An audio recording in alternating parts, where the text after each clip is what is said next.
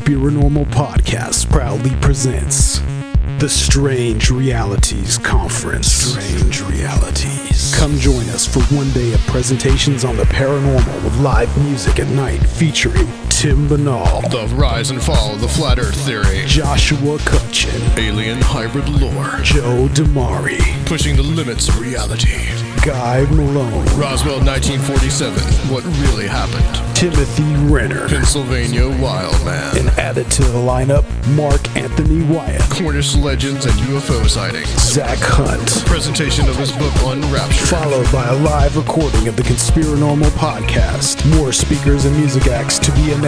October 19, 2019, SIR Nashville. Tickets and info at www.strangerealitiesconference.com. $40 at the door, $30 pre-sale.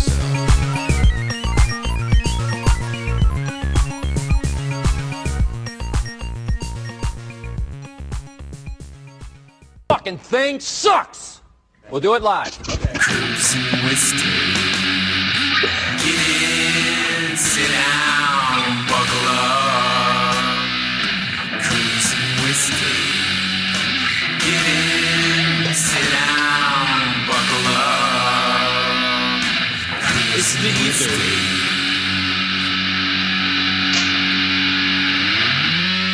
Welcome back to Cruisin' with Steak. Grimsteak here, coming to you live Tuesday night on Grimerica FM. It is Tuesday, September 10th, 2019. We're fresh back from CryptidCon. Gonna be an excellent show tonight. Do a little recapping. Got a lot of people here. Joined by, of course, the wind beneath my wings, Mr. James Cruz. Don't believe the 5.6. No, don't believe it. What's up, man? Hell no.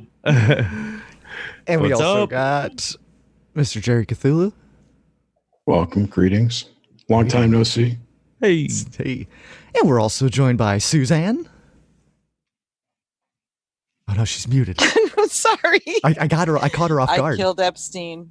I was thinking about what I was gonna say, and I was like, I'm gonna say I killed Epstein, and then I remembered. I'm here. You didn't ruin it at all. That was the best. And we also got Flavortown with us this week. Merry 9/11, everyone. Merry 9/11. Merry 9/11's Eve. 9/11's Eve. Dude, I never forget. And we also got Mr. Leonidas. Hey guys, I was going to say happy 9/11 Eve, but he stole the words right out of my mouth. Also, we know also what's on our have minds. Mr. B.Strut. Hey guys, good to be here. Thanks for inviting me on. Oh, at Hell yeah. any time. Dude, you sound so much different. Dude, I was choking down some spaghetti, sorry. and finally, we got Nickie the Dude with us. Hoorah! Wild Bill. Yes. Man, well, we got a large show tonight because we attended CryptidCon. A lot of us hung out there, had a blast, shook some hands, met some people. Thanks for everybody who actually downloaded the show. Touched Might many be listening. lives. Oh, yeah. Dude, we touched lives. We Destroyed did. mini booths. Yeah, we crushed booths. We crushed lives. Oh, that was an accident. Yeah, but it was perfect. I couldn't have asked for a better weekend. The entire weekend was a complete success, beginning to end. I'd say just so, us- too. Yeah. It was amazing. Like, I don't even, dude. Where do we even start? Let's start with when we first How'd got. everybody get there? How about we start with that? Well, no, it was in Lexington, Kentucky, and Oh, we, no, all, There okay, we yeah. we all met up. And when I first got there, I was looking for you guys, or no, I think I met you guys, and then went to the hotel room, and then came back, and I think I called Grimsteak and asked, "Hey, where you guys at?" And he's like, "Dude, I have no idea where we're at. We're like in the upside down." Oh yeah. I was like, "What do you mean the upside down?" He's like, "Do I have no idea? We just walked in this random spot and it's just wide open. There's nothing here, and we don't even know how we got here. It's like through the arcade, past the pool. It's a secret location." Secret location. Yes. In which one, dude? This hotel was amazing. If you ever go to the Clarion in Lexington, it's this sprawling hotel, and basically all you have to do is walk around and look for doors unlocked, and it keeps leading you to crazy things. You get deep. The upside down, the hallway of purgatory. There's a secret There's a secret courtyard that was all ours for the entire weekend. It was just awesome. Exclusive. Exclusive. Oh, yeah. Was that white hallway or the silver hallway? I thought you guys were. Yeah, that That white, is the yeah. long hallway. The hallway Yes. of purgatory. I never saw this upside down place. I'm not really sure. You it didn't go existed. in. You didn't go into the giant, quiet, weird gymnasium, Jerry. The huge open area. No, I didn't know where it was. Man, It was right through the door. It was sitting But right I next didn't to go. it. I didn't know where that was. Oh. From Yeah. our room because I went. It doesn't matter. yeah, we definitely Well, you went explored. back through the The grass. hotel was like a giant maze. Yeah, it was great. Oh, It was Dude. like six different ranch hotels connected together. Yeah. Yeah, it reminded me of like an old school. It just was like All like a- one story? barracks Yeah, or well, something. it was Yeah. two stories, there were but multiple stories. It was not handicap friendly at all. no, there was, no way. there was Yeah, one no way. elevator. There was one elevator in the entire place. There was no ramps. I didn't see any ramps around like any of the building at all. One the elevator, doors but don't got lock. you nowhere near your room. Yeah, yeah, dude, it was great. The doors didn't. And they had a lock. room that had crickets behind it.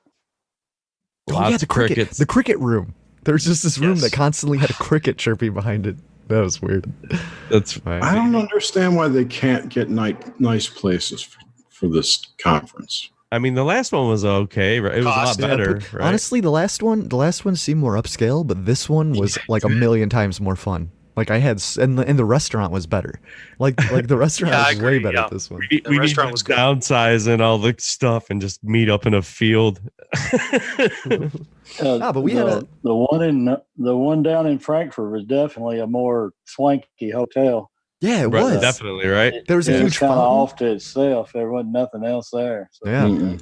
Well, it was a conference center, so it was like this huge place too. You know. yeah, it was like right in Exactly. downtown, old city of Yeah. Frankfurt. Yeah.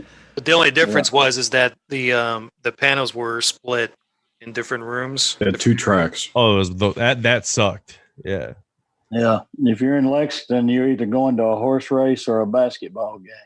So run Basically, them yeah. in, run them out of there as a rule. Oh yeah, dude, they love their horses down there. Everything was horses. All the rooms were horse names or horse cities or horse Secretariat. things. Yeah, yep. Secretariat. Man. So we had a booth at CryptidCon. I don't know if we were handing out everything, just giving things away for free because we don't want to pay taxes.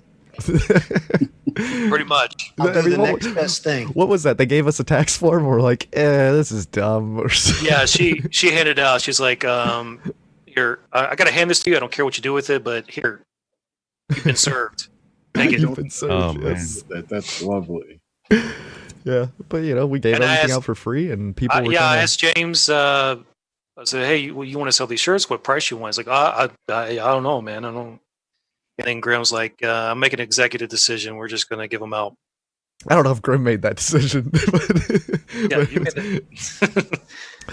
Yeah, it was. Pretty it sure was- you did. I just put a link to all the pictures into the Discord.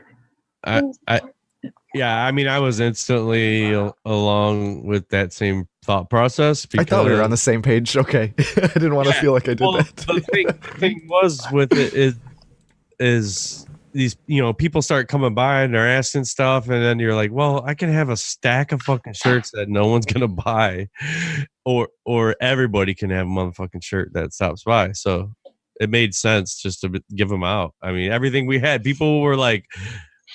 People were blown away that we were giving away like free shit, just stickers and flyers and like dude. and the shirt and shit just for talking, and that was the whole thing. You hang out for a minute, get a shirt. The best was when we had the D&D dice out, and we had a bowl of dice out, and I remember saying, I was like, oh, I'll have people, like roll a percentile dice, and if they get like a 60 or higher, I'll give them a shirt. And people were just, I'd just throw these percentile at people, say, roll the dice, and they'd roll it, and they were like, oh, 28. And I'm like, oh, you win a shirt. They throw a shirt at them, and they were just so happy. They're like, what's going on? Yeah, it was cool. We should make people roll dice next year and keep, like here, you can roll Keep the 6 thing dice. going, right? Yeah. Right. Add them up. Grim and had the put you on Oprah list thing and going. raffle off someone to like whoever gets the highest dice. Absolutely, Suzanne. You get a shirt, and you get a shirt. Just throwing them around. Yeah, I'm pretty sure that our neighbors on both sides, except for the mass people, but I'm pretty sure they kind of kept their distance from us. They didn't really like. Well, the mask people loved us. It's because Sunday morning we set the intention for them to sell masks, and they sold like 4 masks that day. So you know, I mean, the mask people. We got along with them great. The other booth though, she was nice.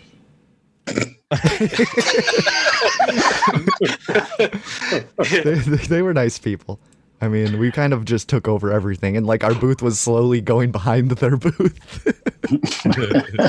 Plus, I trashed it when I walked in. Jerry, you trashed someone's booth? Yes. Oh yeah, I had like a bunch. I was carrying the banner under my arm, and it's 2 feet long. And as I snuck between the 2 tables, I turned sideways and knocked her display down with it. It was so good. I had no idea. Holding a stick under your arm. Stepped up to the plate and swung. I had no idea this happened. I looked over and I see Jerry like he's helping this lady pick stuff up, and I was like, man, Jerry's being really nice helping that booth next door. And then I realized that he completely demolished their one. I mean, you couldn't miss it. It was the loudest thing in the whole area. It was an accident. Like, this lady before Jerry came in, like she was talking to this girl, say, hey, let's set it up this certain way, and they just got it on this easel, and it's like a plastic like shelf thing, and they got these little like handmade dolls. It was fucking gypsy as hell. It was so rickety. And Jerry comes in, the fucking destroyer that he is, and annihilates it, and shit flies everywhere. Yeah, it was knocked all good the hair time. off those cold dolls. Blame it on the Three Stooges, man. Yeah, it was. We had a Three Stooges booth. Oh my Just going. gosh. I mean, there's so many moments like hour by hour like that. I kept Not as extreme, but what else did I spilled something all over. I dropped a whole iced tea. On Yes. When we were eating, you just boom. Yeah. Oh, Jared was the best. It was the best. I'm a spaz. I'm sorry. Still, I love it, Jerry. That's what I love. Can't take this guy. Radio crashed. Okay. Oh, you just can't I stop restarted. laughing, dude. Yeah, dude, that was good. So funny. Oh, all these things are it's like short-term memory going on right now. Yeah. You're reliving it, James. Yes. Yeah. And then once they start disappearing, you're like, okay, then you really want to go back. That's when you want to go back. Yeah. Oh yeah, it was.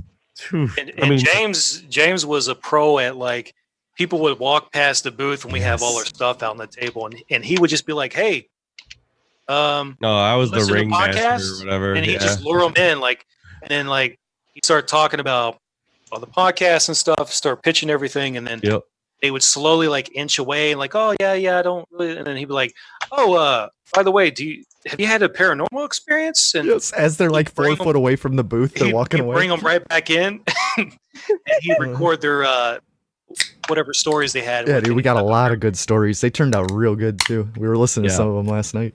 But dude, James, you are literally you're a carnival barker, 100%. It's in your blood somewhere. Like you were just, I was so impressed. Just pulling everybody up. Like you'd sit down all tired, and then like somebody would kind of walk by the booth, and you pop right up. Hey, you like podcasts? Like just get right into it.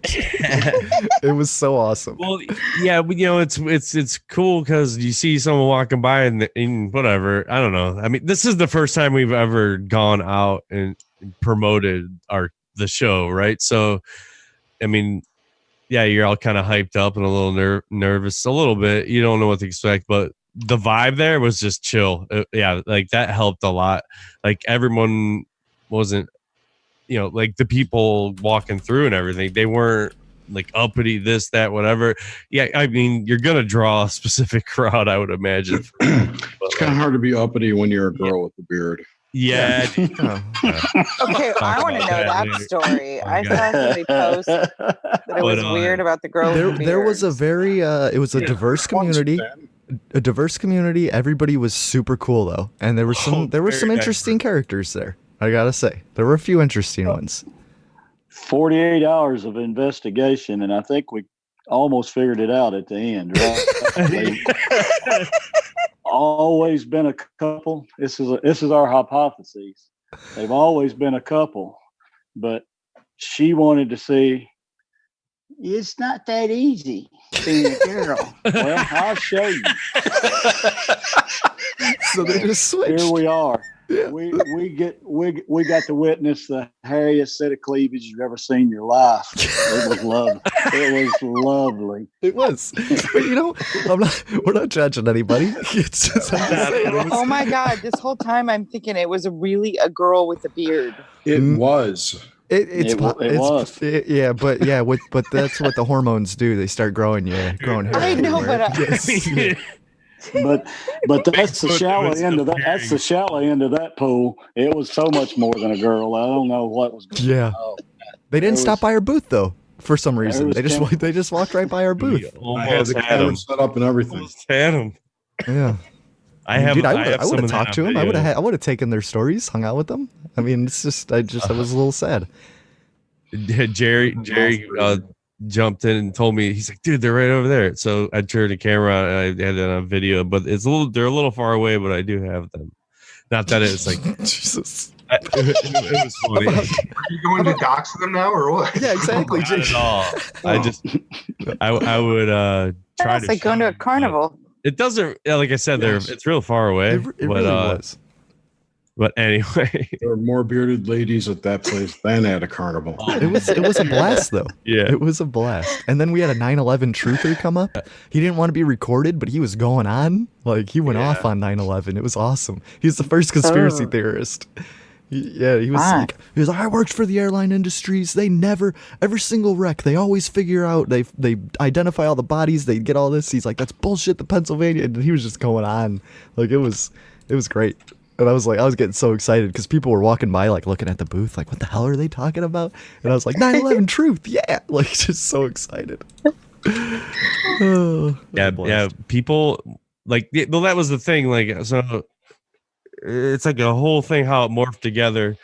So I figured I would just talk to anybody and everybody. You know, like I said, it was the first time we've been on. Like, fuck it, I'll just jump out here and just grab people because they stop by and they look and they're like, well, you know, you gotta kind of like pipe up. You can just sit there and just take some shit, you know. But like, I don't know. I thought it'd be a lot more fun just jumping up and talking to people. And I mean, I just stood there constantly or around the table and just, you know, not like running out and grabbing people, just the ones that were curious of what we were doing. And yeah, I mean, with the dude, there was like 5 of us that have shows there. So it's like going over the whole thing with everybody. And then that's what you were saying, like, let's bring them back. And we were trying to get anybody that looked super interesting that, you know, coming by, you can get a good vibe off of the person.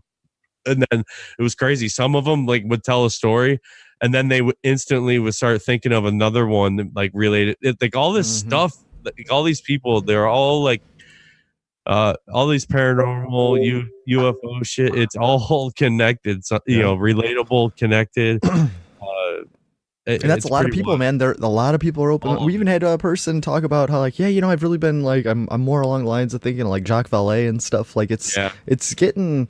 Like for a Bigfoot conference, a lot of people were talking about UFOs. Like a lot of people have seen lights in the sky, like crazy, like just the whole splitting orbs in the sky and stuff. Like that seemed to be a very. Didn't you get the thing. memo? The mainstream media is talking about it. Right, but comparatively, there are far more sky phenomena sightings and whatnot than Bigfoot and shit. Yeah. Although the Bigfoot shit is very localized to forests like Cherokee. I have some dudes on tape, man. They're like, dude, you should. I've heard. You got a Bigfoot story? Oh yeah, I have a few. Yeah, we got a couple of those. Ooh. Yeah. Dude, We'll end up getting all that audio and get it condensed down and you put it out in a show at some point. This is going to take a little bit of time. So Bigfoot is alien, right? Oh, totally. Dude, it's all connected, dude. It's all Fae. Yeah. They're all Fae. And a ghost, I think. And a ghost. Totally. He's interdimensional, right? So that's exactly. The thing with it. Poof. That's why there's no bones. We'll all find out in October at the Strange Realities Conference.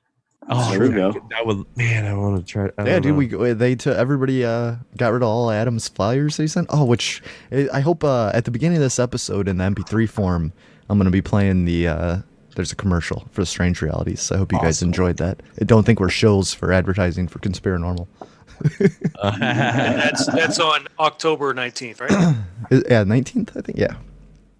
Yeah, man, that's funny. I want to do the same thing, but you know, I don't think they would do the same thing for us. No, I think they would. Oh, I play a honestly, commercial? dude, 100%. I know Adam would. Like Yeah. all the shit that I've done. Yeah. Like if we never, he didn't ask us to do it, and we just did it. Well, let's record a commercial and send it to Adam. It could be about anything. No, I'm he just asked me speculating. to do Of it. course, I'm going to do it too. I'm just saying. Right.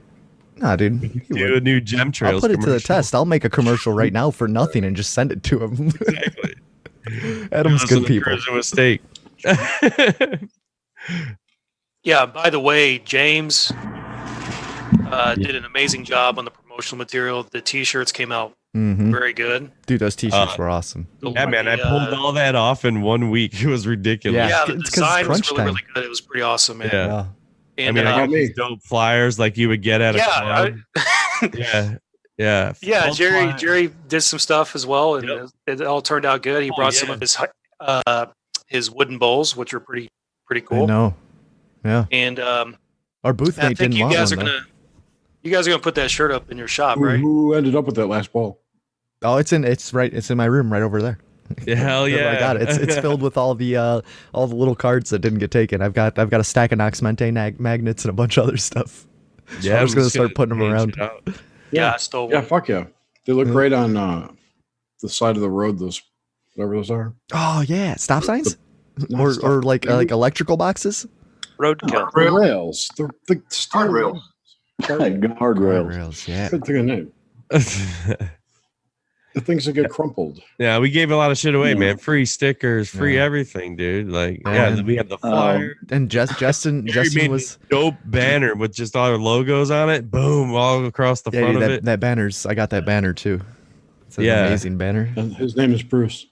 But it was just cool, and then it was cool to actually see people like take a minute and hang out, man. It was crazy. Yeah, That- it's a really good community down there. I suggest, dude. I mean, I'm gonna jump the gun right now, but I think we'll probably do it again next year because that was just. I mean, I don't know. We don't know. Yeah, it's gonna be at the same hotel, but a month earlier. Yeah, in August. See, at the same time, shout out to Mike from OBDM. I felt bad, dude. I thought fucking K Dog, that bitch, was coming and he'd be bringing OBDM merch and gear and handouts, you know. So he didn't. That reasons, whatever. Yeah, I know. Yeah, dude. If Mike would have sent us shit, we would have put it out. Yeah. Well, I know. So I was talking to Mike. Yeah, and so he is gonna send me a bunch of stuff, and I'm gonna make some little care packages, and maybe we can send them out, man, to like the 10th caller. Yeah. I thought you guys were gonna call in their live show on Saturday. On Dude, I whose? don't even know. I was so hungover OBDM. Saturday. Oh shit! I didn't remember to do Yeah, that. exactly. That was the first day of the I lo- booths. We were too hyped up, man. We were Yeah. into it. They're doing damage control. Dude, Did yeah, anybody- did and anybody their go to last the- 2 shows. Sorry, I'm go pimping for it. OBDM right now. Their last 2 shows are amazing, dude. They're really good. Anyway, Oh, K Dog says sorry. They're apologizing it's now. okay, dude. We I'm love just- you, I'm Lady just Aboshi fucking and with K Dog. We missed you. We really Yeah. we missed you guys. Wish you could have made it out. You know, but you Oh. got lives and jobs and hate us, you. so it's cool. Yes, yes. Not like we don't. Yeah, exactly. Come on. Yeah. But yeah, dude. Fucking it was everyone awesome. that came. It was We met just people. a crazy Shout out to Creep Geeks. Those guys were Yeah. awesome. Yeah. Shout out to everybody we talked to. We talked to Seth Tiny Breedlove. Dog, dude, Tiny Dog, Creep Geeks. Yeah, holy shit. Yeah, seeing those expressions of fact that y'all didn't have anything for sale was part of one of the highlights of my weekend. Wasn't that crazy, dude? Yeah, this It's little kid, this hilarious, kid comes by. He's like 15 or something. He's like, I got $7, man. Like, what can I buy? I'm like, dude, nothing. It's all free, bro. Yeah, just take stuff. Yeah, We gave him a shirt. He about lost it, dude. Like, yeah. dude, I saw he had these like anime buttons on. I was like, oh man, is that Yep. Midoriya? And he like flashes this thing, and he's got all these My Hero Academia buttons. He's like, yeah. It's like- That's so awesome. good. I bet next year if we sell shirts or something and we put a sign up that says iPhone users $5 extra have to pay extra, they would still pay because they've got an iPhone. Well, yeah, dude, I got MK Ultra activated today when I saw the new iPhone 11 come out. I'm totally Yeah, buying dude, it in 2 3 months. cameras on the thing? Dude, since Yeah. my home button just broke, so I'm like, I can make this work for another 2 months just to hold out for that. Is it any different? Whatever, It's got man. a dope camera on it, dude. It's got a dope camera, and you don't even need a case. You could chuck that thing in a ditch, and it'd be fine. Sure you can. MK Ultra. Got that Gorilla Glass. I'm ready to dude. I'm mind controlled. I'm a slave to Apple. What can I say? I'm sorry. I am, and I'm proud. I'm not. I have no shame about it. The phone's dope. Man, but CryptidCon. Anyway. Back to it. So what kind of speakers were there? I'm not gonna lie. I didn't sit in one talk or one lecture. We actually had conversations with more of the speakers than we did watch their. Yeah, exactly. They all came by. Well, yeah, we chat. Yeah. Yeah, let's see, Nick Groff stopped by. He does. Cool.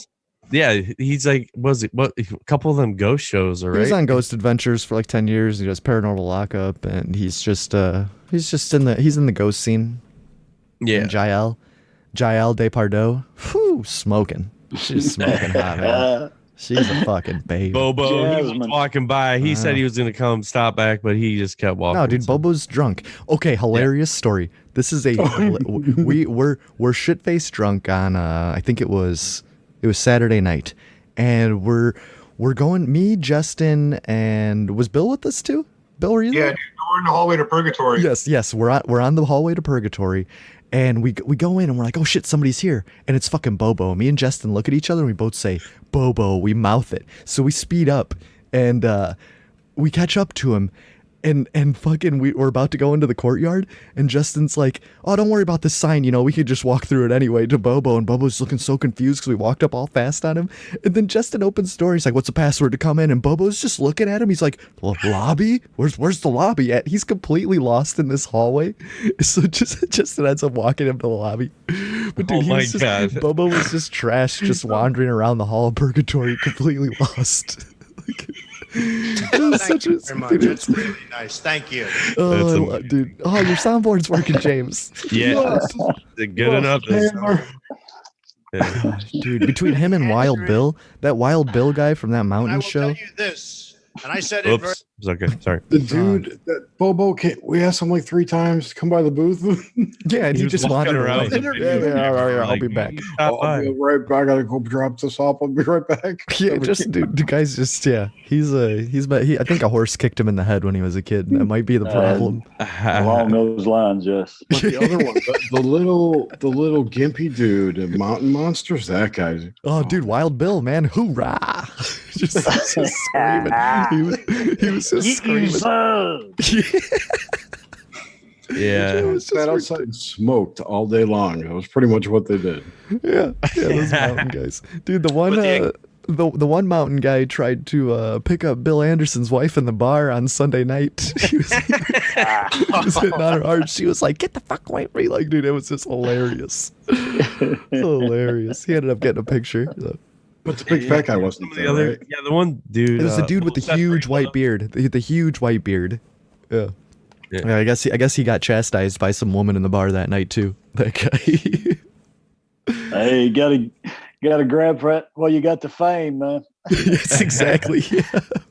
I ran into that Bill dude outside, and he was hopping around in a manner in which I recall seeing him hop around on a TV show.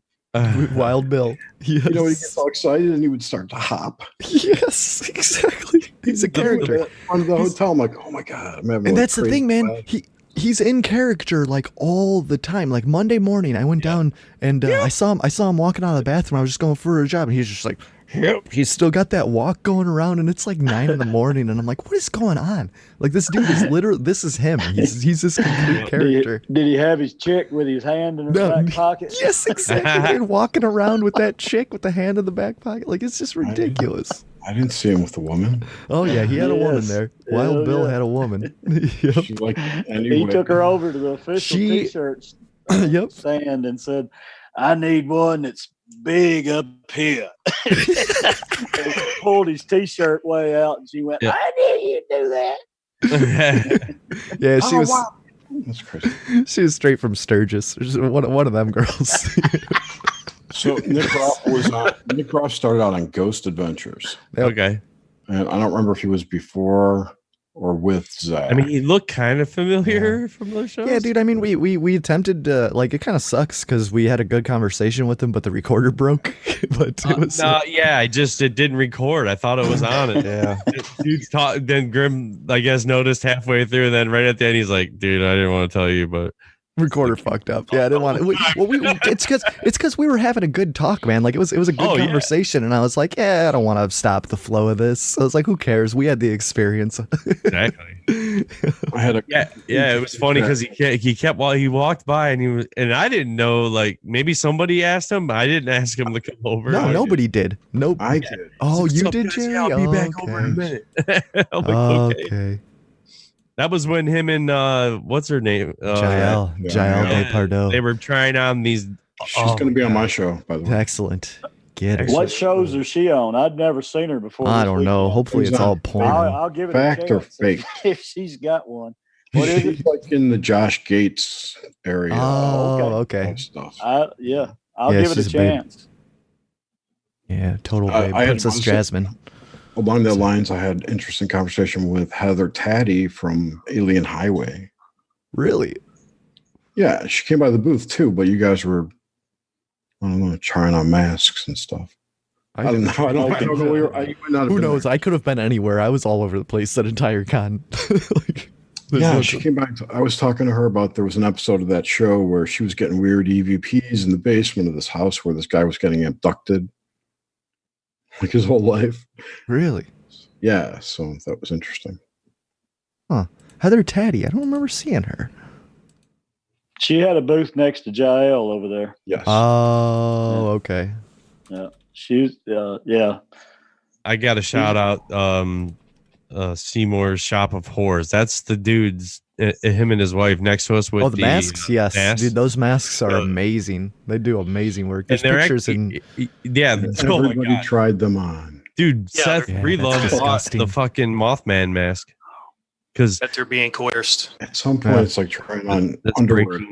Private news. Right. Well, dude, when Seth was buying that mask, I screamed over there, "Dude, you should buy that mask." Yes. So I'd like to think that came over and talked to you guys. Yes. Yeah, dude, Seth was awesome.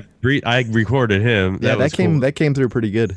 Yep. Yeah. But yeah, if you go to Seymour's Shop of Horrors on Instagram, you'll see some amazing. Yeah, I got their masks. I got their card. I told him I definitely wanted to get a one of those masks to put in a future short film. Dude, these things are all, oh my god, I've never.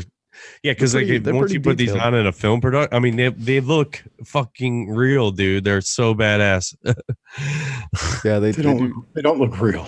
Well, they look like the cryptids. Like, I mean, they look like they look like real masks. Yes, real masks. Yeah, but imagine that in a film though, like it would look really good.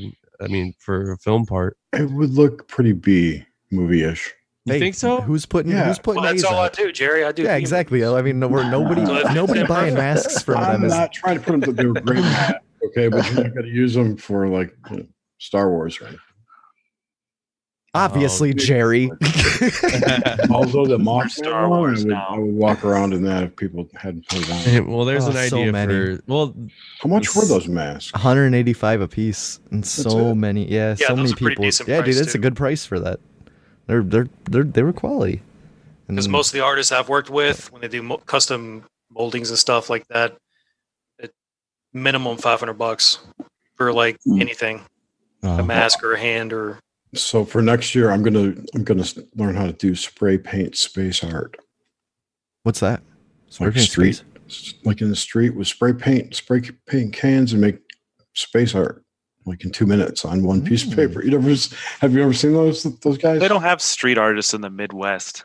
That'd be cool, Jar. It's very cool. Oh, I'm going to learn. I love those guys. Spray paint space art. Okay. I know what you're talking about now. I like those people that like paint upside down and then they turn it right side up. Yeah, he was watching it on YouTube one morning or something. Dude, I've been watching that for like 5 weeks. just going down the spray paint space. I had a hangover and was just trying to figure out what planet I was on. And he was like, "Hey man, check this out. This is awesome. Hey, look." I was like, "Dude, I don't even know what's actually before, but it's okay. It's cool." No, well, it's one of those videos. I'm starting to pre-obsess on my next hobby. I mean, no, it's pretty cool. They do a good job making it look. I mean, it's all that's going on. When you look at the beginning part, it's like, how are they going to turn this into what it looks like at the end? I just posted a video in the chat. Someone because I wanted to like get into some Bob Ross type shit, doing that stuff, but that's happy little trees. Hefty investment. It's a happy little investment. Yeah, it's a happy little investment. How can you paint something that's not real? That is, oh man. Well, you know, people pay dragons and stuff all the time. Imaginary. It's imagination. Right. But I see what you were doing there. Very sneaky. Oh. I think how many people did about old Jerry? I think I only heard you talking about fake space to those Creep Geeks person, Jerry, trying to talk about him. That was great. Oh, I caught the end of that. If anyone talks to me long enough, I will get around to Space is Fake. It's about 8 minutes. That's all. About 8 minutes in. Okay, let's drop it. It's happening now. It was crazy. Like they all, the ones that had paranormal things. I had the one correlation that I found was there were like 4 or something that they were all around like 7 to 8 years old. And they were getting physical like events, you know, paranormal events. Like one had felt tapping on her shoulder for like 6 months at like 3 a.m. Yeah, like weird shit like that. It was pretty crazy, man. But then, and they all had saw something physical. Like there was like 3, maybe 4 of them that did that, but around that age range, it's weird. It's like that. I don't know. Are you still kind of thinking like, hey, the invisible friend thing? Like I'm going to say that's more like 6 years old or something. You know, like that whole kids can see shit. That's a different wavelength, different level or something. Yeah, man, their brains are still able to access that strange liminal state or something. A little different. Yeah, liminal state. Yeah, reality shift, right? I don't know. Like, so there was a big correlation there. Yeah, like we were Grim was saying earlier about the UFO stuff, and then we actually have Bigfoot stories, which were amazing. Yeah. Well, not everyone. A lot of people say it's around 6 years old that they see something, and I just wonder if it has something to do with going to school. Yeah, new things happening in people's lives, Apparently or they are seeing it. Your brain goes into some new mode. Yeah, like a before you're a 6, you're like a level up. Yeah, a new mode, different level. More like a lockdown mode. Like no way. It's gathering information to build the model, and once that model is complete, it's like, okay, I got this model. And from here, and like it's where a kid goes from being, you know, a mindless animal essentially to a person. That's another good way to look at it. Yeah, my oldest child was totally like clairvoyant or whatever you want, whatever you want to call it. When she was up to about 3 to 4 years old, it kind of seemed to fade a little bit. Really? Yeah, wow. She and I actually had a telepathic dream. I was in Amarillo, Texas. Cool. She was in Summertown, Tennessee, and I got a long weekend because of meat prices. We didn't cut that weekend, so I flew home for her 4th birthday, and surprised everybody but her, because that night I told her in her dream I was coming. She explained to the detail what I was wearing and everything without ever seeing me or anything. Yeah, that is awesome. Wow. She helped me to recall the dream. I can't tell you. I did have it though, but I didn't. It was just kind of a blur to me. I remember thinking about her when I went to bed. It's about the biggest part of it. So, wow. But yeah, that was totally happened. But she saw auras and that sort of thing. So, and then it started to fade away. Yeah, she didn't. Well, I don't really. She didn't really talk about it. Right. Like said after she started school and stuff, probably indoctrination and stuff like that. So, but she saw auras in church, in a Methodist church, where probably a lot of them were astonished, but at the same time, they attributed it to, you know, some sort of religious experience. Exactly. Oh. Wow, that's crazy, man. Yeah. Let's welcome Justin to the show. What's up, Justin? You just popped in here. Popped in, wanted to say hi, saw the invite, ain't gonna turn it down. Y'all look great today, by the way. Oh, thanks. I'm so fucking tired right now. Oh, dude, I bet. What time did you get in last night? I got here about 1:42 o'clock in the morning. Wow. And I passed out after I took a shower and got all that traveling off of me. Oh. And just leave it in the drain. Yeah, pretty much. And then I think I went. I'm saving mine up. You say you work today? I'm saving my shower up for maybe Yes. tomorrow, I think. Dude, so like it's been raining like crazy here. So there's like flash flooding today. Wow. As I'm walking into the warehouse, this wave of water just starts to come through the warehouse door. Oh my god. Like my entire warehouse flooded today. My shipping office, which is where my office is, the shop, like everything just flooded. Welcome back. Oh yeah, and like literally, like as I was walking through the door, and I'm like, I have not had enough coffee to deal with this shit right now. Have you guys ever had flooding like that before? Not that bad. And what happened is our drain out front was kind of clogged. It was halfway clogged, and we kind of have this runoff. We're a recycling facility, and there was a bunch of cardboard that was blocking the path. So after clearing that out, it was able to release those floodwaters. But fucking A, man, it really sucked. Man. Anyway, I miss you guys. I miss you too, buddy. It was great sharing a bed with you, Justin. Oh, I know, right? Like I didn't know that I could be held that gently by a man. But here we are. Here we are. Yeah, that was great. I just remember being all fucked up and then waking up and seeing a cell phone over me. I never did take that selfie. I was about to click that. But and then I was going to wait a little bit until you passed out. Then I passed out. So Yeah, I just want to say there was the whole weekend, just family, dude, just hanging. There was zero hesitation when I invited Grim to share my bed. It's true. Well, dude, I just like fell on the floor. I'm like, I'm just gonna pass out on the floor here, and you're like, dude, if you want, I mean, I'll offer. I'm like, boom, and I was right there. I was like, it might be awkward, but if you want it, and he was already in the bed. I was like, okay, there you go. Let's do it. Oh, sharing a full size bed, not even a queen. I liked it. Man, it was a blast. Wandering hands will wander, I guess. Yes. Justin, you went to some of the talks, didn't you? Yeah, I did a couple. You know, I would like to have gone to that the first speaker, the Hopkinsville's Goblin one, but I didn't. But I bought our book, so I'm gonna read that. Read those. How was the Politis? How's Politis? It was good. It was good. This is the first time I actually heard him speak on Sasquatch.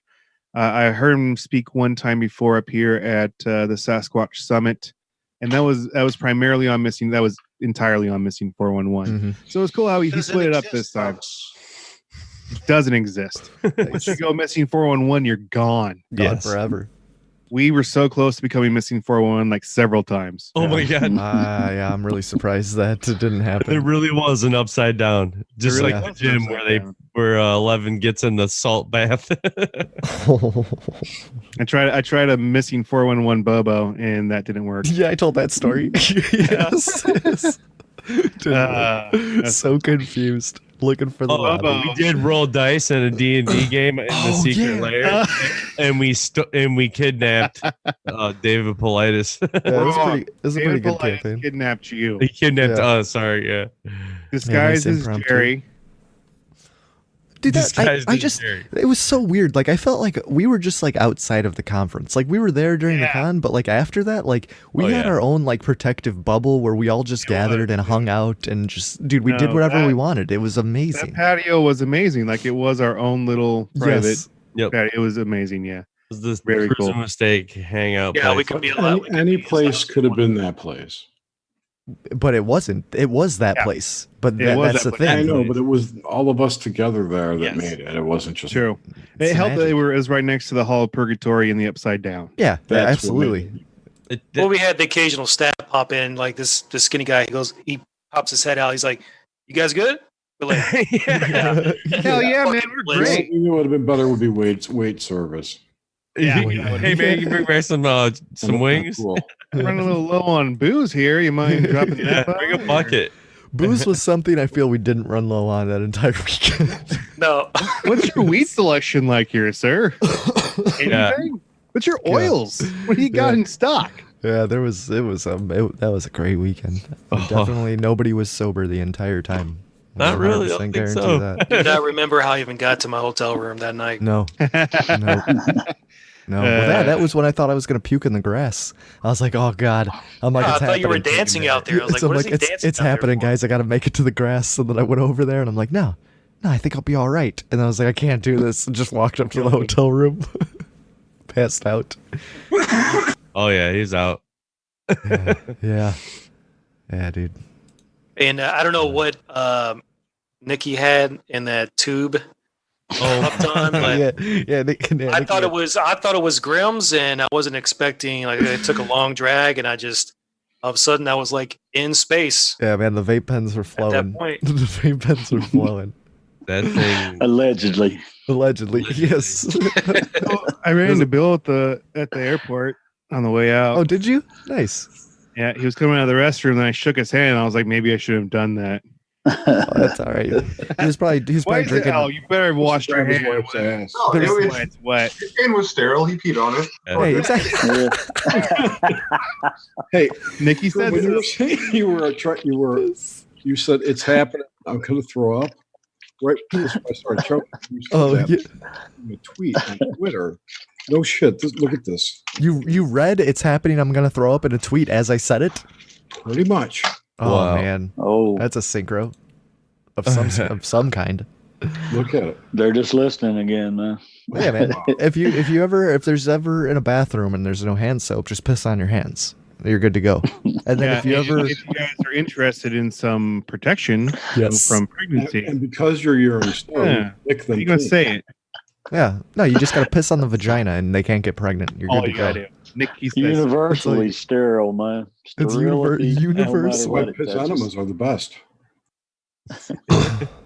the best. Oh man. So how's your guys' stats looking? Oh yeah, we got like dude, that first day we got a really nice bump, and yesterday was consistently a nice bump, but not consistently, but we got like At half. one But point. I mean, it's more. We're getting more. Things are working. Yeah, and if you are listening, holy crap! Thank you so much for. Thanks for hanging out stopping with by. us. Yeah, It's what we do. Yeah. Dude, we met so many. I was writing down some of the clips I have. I have Dave. A clip of this guy Dave. He had a UFO story. Tony, he was the one with the fucking baby balloons. You'll hear, man. This shit is off the hook. Oh yeah, that was crazy. I got karaokeing of Nick Groff and this one of these other TV dudes, this Randy Adams guy, but just karaokeing Sail, I think it's what. Yeah, Sail. Oh god, yeah. I got a bunch of shit, man. There's a lot of that. Karaoke. Because at that point, I was James, standing you had a there stalker? with Bill and his wife and me, and we were just chilling, man. It was crazy. Yeah, I got a couple different videos. I got I got one of us chilling in the hotel room, a bunch of us. I got a real long one that's like an hour long from outside in the secret lair. and a couple other ones, but there's a lot to go through, and we'll get it all figured out soon to release like a proper recap of at least all the clips we have. It was pretty wild. Oh yeah, man, we'll be able to get them down. Yeah. Yeah, that's a lot of. Hell yeah, we got Spike yesterday. Oh, you guys did? did? You guys got Yeah. spiked? Nice. Yeah, well, I mean, more than zero, so. Hell, hey, that works. That's the way I'm looking at it. I was like, well, normally on a Sunday we get like 20 downloads, and that Sunday we got like 170. So I was like, I'll take it. That's why in that flyer I just put all of our websites on the back of it because I'm like, yeah, because like one, yeah, I mean, you'll have like 10 pieces of paper or something. Yeah, and then we got another Only 60 one downloads. typo. Oh, one typo. I bet there was. There was so much information on some of this. Nah, it looked fucking great though. Yeah, Like, dude, it was great. really, Yeah. Oh, they turned out great, dude. I had ordered the 3x3 like business card looking one from this 48-hour printdirect.com place, and I missed an email about the one because I was going to have them print both of them, and there's actually a place where they print them in Cleveland. There's one there and one in California. Like, what are the fucking odds? It's like right down the road. hell yeah. But anyway, so yeah, I could just go and pick them up, and it only takes them like a couple, 20 minutes to print these things. I mean, these are massive printers, they're printing tons of shit. But but I missed an email about the flyer, and there was no way I could get it done. And I'm like, I'm racking my brain, and I remembered like Kinko's, like that old Kinko store. Well, I guess they combined it with FedEx, so it's like FedEx office place. Dude, I ran over there. Or actually, I did it online, and it said I could get it in like an hour. I was like, holy fuck, I could have just got both of these things done. But yeah, they all turn out cool, man. The colors are great. And along with the big sign Jerry made. I mean, we didn't have tons of equipment, but I had the Zoom camera recording people. Like, it wasn't too evasive or anything. So, and the audio is really good. Yeah, dude, audio came out good. Yeah, it's real good. It definitely looked like a professional situation there, man.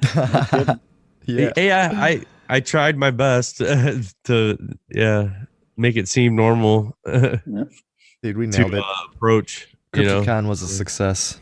Yeah, dude. It was a complete and utter success. Complete success. Mm-hmm.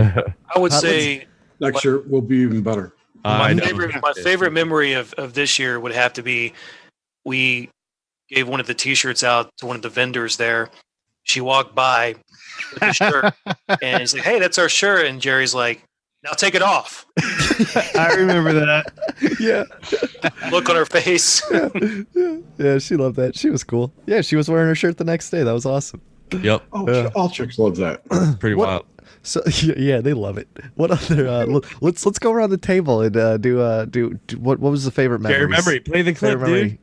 Oh yeah, share memory. Yeah, load it up. We got to get some Felix going. Put me on the spot here. Oh wait, Felix. Yeah, I miss you tonight, dude. Yeah, we miss Felix. But sirfelix.bandcamp.com. Go out and holy shit, yeah.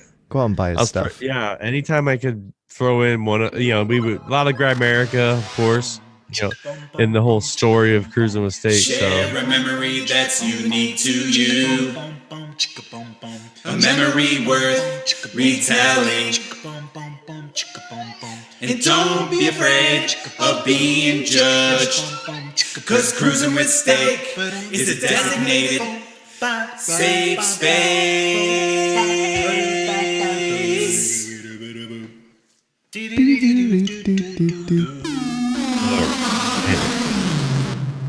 All right, so everybody has to come up. Yeah, Chad just shared, or Leonidas just shared, and then who else we got? If someone has one, go right ahead because I got to think. I'm looking at Bill Anders, or I'm looking at Bill B.Strut over there. Bill, you got a good memory. I know you got one. Dude, the whole thing was just a wonderful experience. I mean, I could care less about the speakers, honestly. Just getting to meet you guys and hang out in the secret patio, it was fucking blast. Hell yeah. Yeah, dude, that's awesome.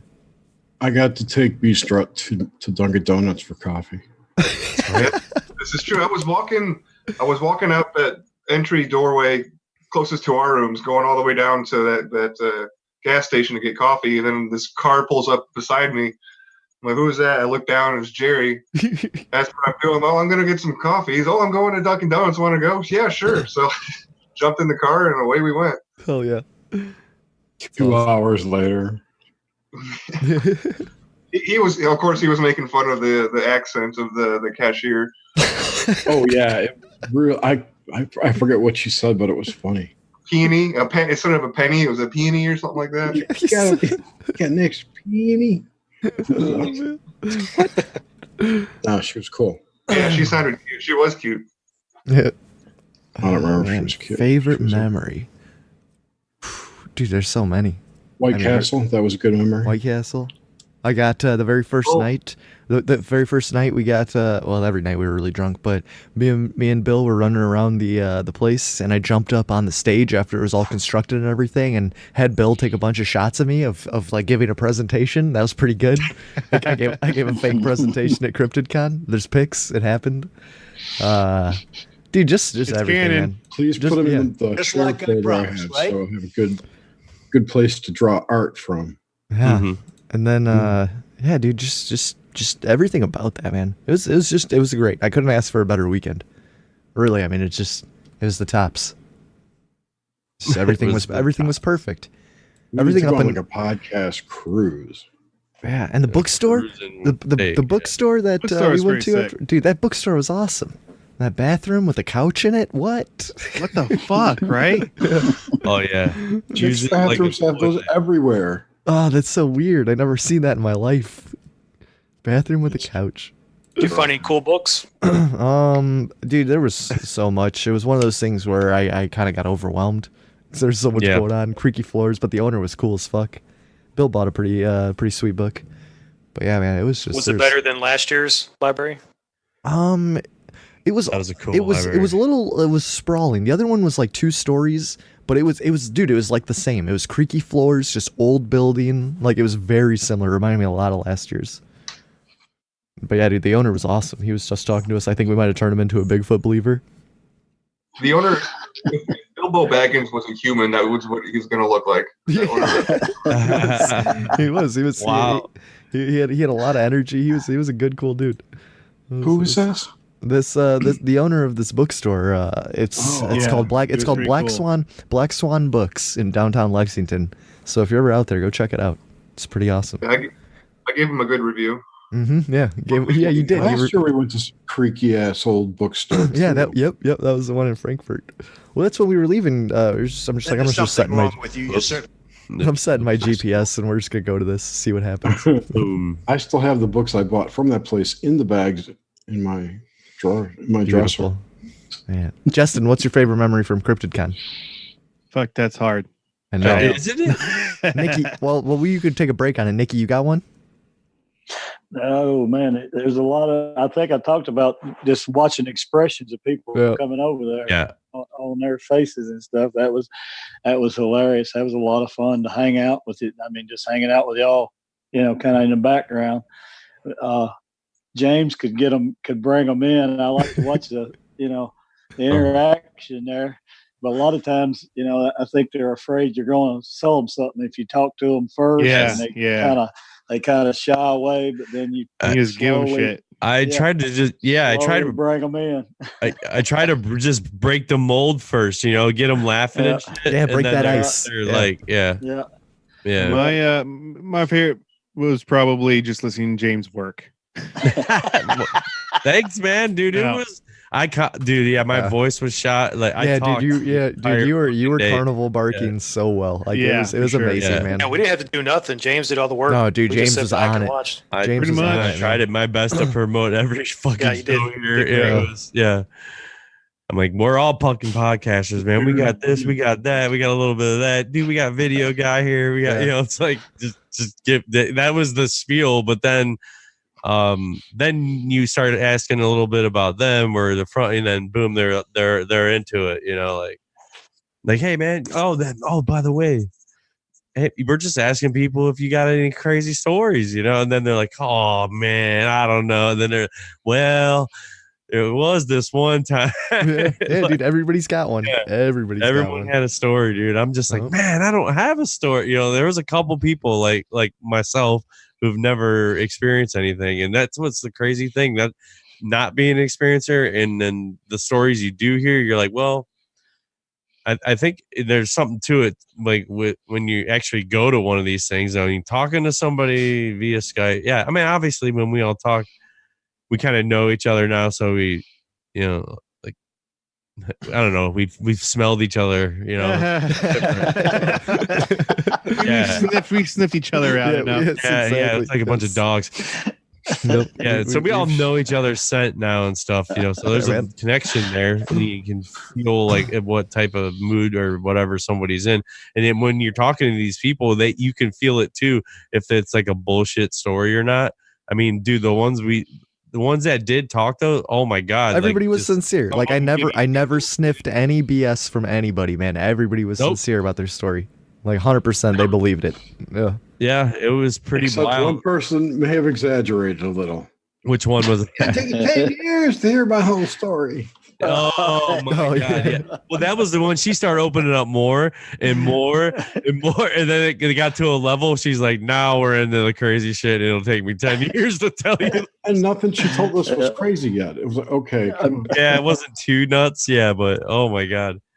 And then the people's stories when they would tell them, and then they would remember shit when they're telling it, and they're like, "Oh man!"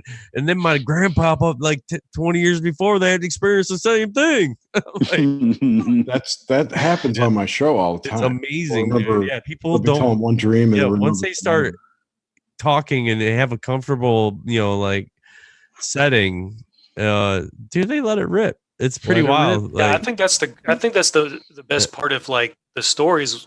When people talked about, my father or my grandfather saw this back in the day, because those stories get lost over time. There's really no record of any of that stuff. You can imagine like how many of those stories are out there. We have no idea. And those stories basically are ghosts, right? So every story that somebody tells, it was an experience. So think of all the stories you've heard, and that's how many people that some might involve multiple paranormal situations, but. That stuff's pretty wild, and then you take all those blocks of all the people we talked to, and then all it is that they're all connected. It's like a giant spiral. Like it's pretty wild, man. And it's like a lifting of the veil, right? I guess, because if people saw this stuff, there's just a little bit of something popping in and out, man. It's pretty wild. Definitely, yeah. Y'all had regulars by the end of the weekend. I noticed that. They would maybe drift off, but they would come back. Minutes, Dude.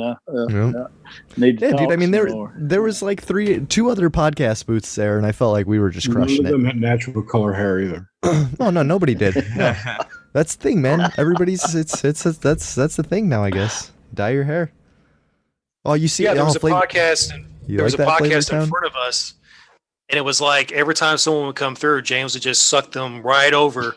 And I kind of felt bad for him because no one was going to their table. Man. He had to tell us your story banner. I seen him record one story all weekend, man. So, I don't think he had anybody over there. Yeah, I seen him recording one. Okay. Well, actually, it was a couple. Well, dude, back and forth for a little bit. Yeah, what I noticed is like just watching other booths, when people would walk by, they wouldn't engage. Like they didn't have a James Cruise. That was their biggest downfall. We're busy bullshitting with each other or fucking around in their.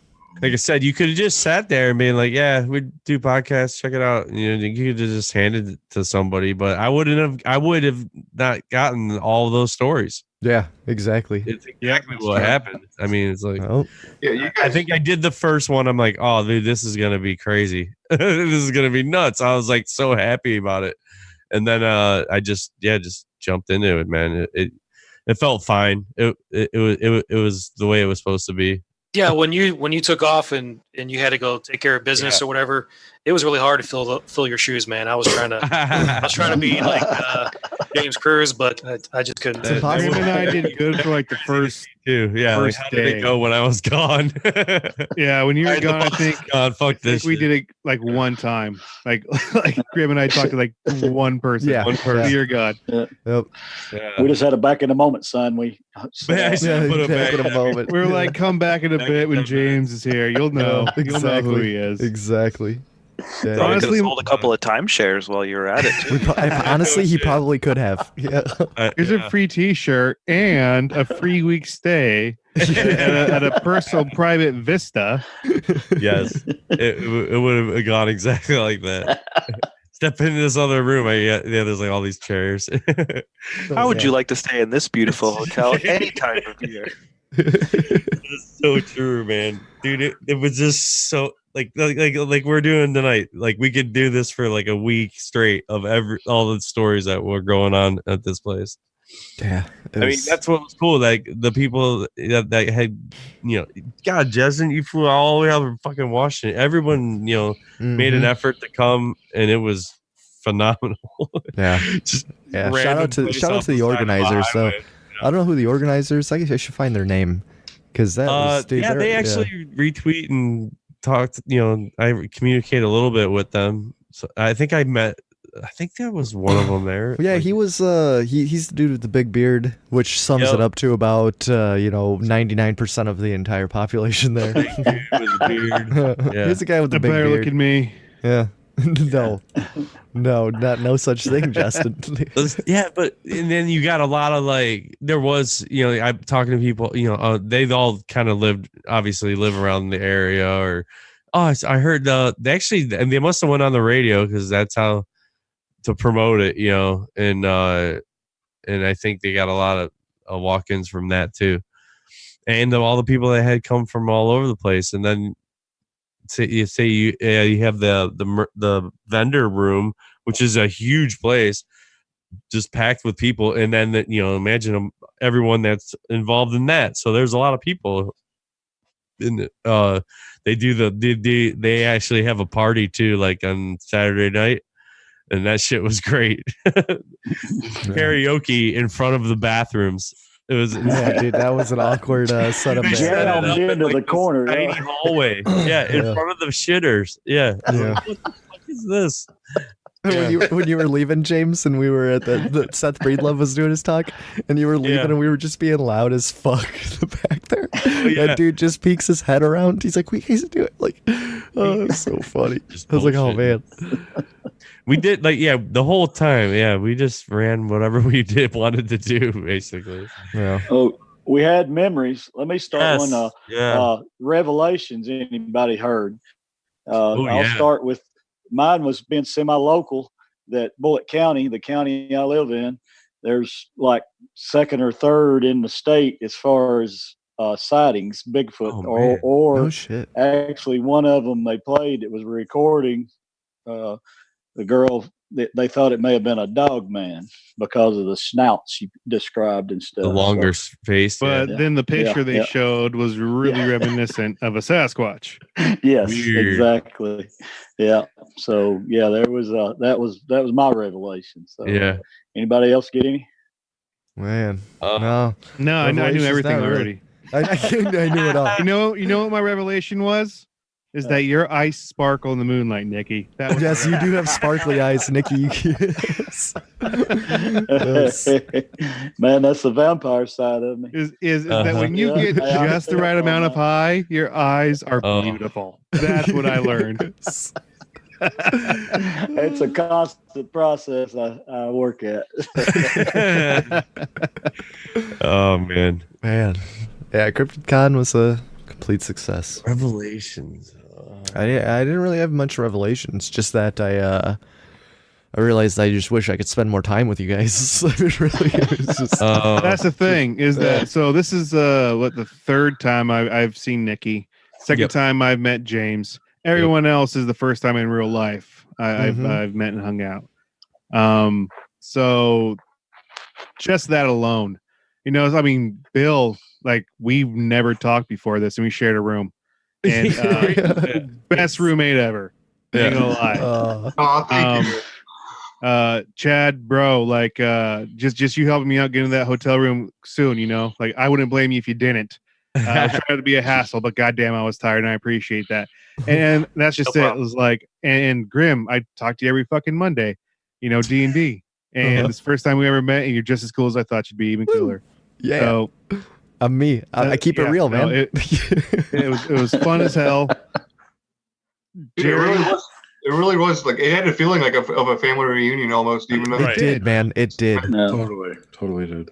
We're gonna need a whole wing of a hotel soon. Oh, you know what? I just realized my favorite moment, and I wasn't even there to witness it, was when Jerry knocked over that poor girl's stuff. Yeah, we talked about it in the because that joke just lasted the entire weekend, and I wasn't even there for it. That was my favorite moment. So when's SteakCon? That's really nice. Those people had like a tip jar out. It was like tip jar. That was kind of weird, huh? Yeah. That's why I think it blew people's minds. Dude, That we were like, here, I put a buck in her tip jar. And begged for money everywhere. No, I totally put $1 in her tip jar though. I 100% did. That's the fucking Apple programming. Oh, 100. Yeah, absolutely, man. We know it's effective. Uh-huh. I totally did. $4 in there. Yeah, so StateCon, when's that? When is StateCon? What can we call that? Like we should run it the same weekend as CryptidCon in like the hotel next door. No, we should join forces. Well, there is one across the street for the Strange Realities Conference next year. Yeah, we could explode that one, right? Yes. Yeah. And then like it'd be like a huge misunderstanding and just a bunch of butchers showed up thinking that it was like a Yeah, I trade hope show. so. That'd be great. Yes, and I'd be totally comfortable with that. And I just say, Yeah, let's right? start cutting. I thought this was StateCon. What the hell? I came with a prime. What the fuck, man? Then it draws some crazy crowd, like this mixed thing, and then it just keeps happening for the next like 10 years. Yeah, it just turns into a big thing. Like a paranormal, fucking meat con, yeah, cooking con, yeah. We already have pre-sales for the next 2 years. What the hell? It's all sold out, dude. Yeah. We'll throw cleavers instead of axes, dude. Hell yeah, right? Yeah, dude. They have those things everywhere now. If you've noticed that, like any carnival or fair, yeah. But yeah, they had a like a car trailer basically on the back and with a cage around it, and you can chuck tomahawk or axes at a. Yeah, I can't believe I missed that. I missed Grimm's Glory. Grim did it. I didn't see him do it Yeah, dude, I either. hit the bullseye a couple times. Yeah, I stumbled out there and saw Bill and his wife out there, and I was like, "This is where the axes are." Talent, my money, or especially my good looks. Yes, I gave it a couple chucks. Hit it a few times. That's pretty awesome. Yeah, $5 for 3. Yeah, man. I was just people just raking in money for throwing a fucking axe. Yeah, but they co-sponsored that whole crypto. They did actually, right? Yeah. Battle axe. I think it was that was the $1,000 package. Uh-huh. I wonder how much that cost. Who knows? I don't know, but I definitely want to go on that Sage Paracon cruise for sure. Oh, that'd be fun, man. A cruise would be sweet. Well, During I hurricane did that season. small cruise earlier this year. That was phenomenal, dude. I highly recommend anybody if you've never tried it. Dude, it's a piece of cake and it's a blast. You don't have to drive anywhere. You don't have to do anything like that. And just you'll have an amazing time. Yeah, as long as wherever you're going, the weather's is okay. But other than that, it's a freaking awesome experience. Hell yeah! It would be the same thing. We could. I don't even know. You probably could like arrange an area. I'm sure they have conference rooms and stuff on these boats. They're so freaking big, dude. Oh, for sure they do. Yeah. You could just meet in the library or something. Deck B, right? Back a cruise with steak. Yeah, right. Isn't that weird, dude? Yeah. Going on the cruising with steak tour again this year. Yeah, or whatever meetup. Man. Hell yeah, that's CryptidCon. That would take some cash and some effort for sure. But you can really sell some timeshares on a cruise, though. No doubt, dude. I gotta pay for this shit somehow. They got nowhere to run. That's cruising with steak. Because give away everything for free. Implication. That's right. Yes, it is. All right, guys, I'm gonna go be a parent. Y'all look All right, great. Justin. I miss you guys already. Hey, Parental thanks. activity. later. Thanks See for you, coming man. on. See you later, bud. Yeah. Peace. Love you, Justin. Yep. That's awesome. Let's man, CryptidCon 2019, pure success. Yeah, man. Let's transition. Here, let's do this real quick. We got one of these. Oh shit. James Cruz and Grimsteak. James Cruz and Grimsteak. Hey man, a woo. GRIMSTAKN. G-man, a woo. James Cruz and Grimsteak. Hey man, a woo. All right. We got a hate mail from our old buddy Duel. He says it's titled CryptidCon and such. He says, "Dear Grim, hope all went well with you, James, and Jerry after your trip. Great to see the photos. You should have got your stalker into a dance. Best wishes to y'all. Tomorrow isn't real as described. Neither are dinosaurs. Hold fast. Duel Mac." Thanks, Duel. Yes. And James should have totally gotten into a dance with his stalker. That'd have been awesome. There was a stalker. There was a stalker. It wasn't weird. I mean, but it was interesting. Yeah. Well, she had Wait, Asperger's. stalker from where? She was the Asperger's girl. Wait. Who's that one? With the Yeah, that one. purple The shirt? the Asperger's girl. She was all The about squarish James. round glasses. Yes, exactly. Yep. With a slight bit of belly showing. Yeah, she had a nice ass too. I'll say It was it. being protected by I was her. just gonna say she was a cute girl for sure. Oh yeah, her mom was her handler though, 100%. Yeah, she was trying to pawn her off on me. I think. She kept walking back and forth. I noticed her a lot. Yes, Yeah. and when I was hanging out over with the Andersons, I was filming stuff, and she came right over to me. She's like, "Oh, I'm on film." I'm like, "No, it's just audio." And like I have some of that. I actually have that on audio, but See, so you can't be on was the like, film. "Oh, I You thought you were filming. I wanted to be on the film." Blah blah blah. And that was like she actually made an effort to come over. And then I think Mrs. Anderson. Bill Anderson is dropping pics of her in the chats. Yes, yeah. In the background. What's up, yeah. Bill? Yeah. What's up, Bill? Get in here. Yeah. Yeah, so I'm talking to her, and she's trying to be my like protector. Bill's wife, and she's like, "Don't that girl's trying to flirt with you." I'm like, "I know." That's It was awesome. funny. She was Yeah, dude, gotten we were out on the balcony. I totally would have swooped into that if I would have known all this was going on. So it was pretty funny, man. So and then after that, like that's when the stalker thing came into play, where like I'd turn around a corner and it'd be poof right behind me. Like I'd see her just disappear. Like she must always be right by me. And then if I turned, it was like poof, gone. What do these people want? I mean, is it going to turn into a porn flick or don't know. what? I mean, Did you seriously. ever think that maybe she was the cryptid? Ooh, she could have been some sort of like some sort of mermaid or siren or something. Who knows? Something going on. Succubus. But she might have been a I succubus. hung out for a while because her mom was telling stories and stuff. And yeah, so pretty crazy. God damn, I'm bald. Ah, Jerry, you look beautiful. No, Bald is beautiful. it's not. Oh, Man. So that was CryptidCon.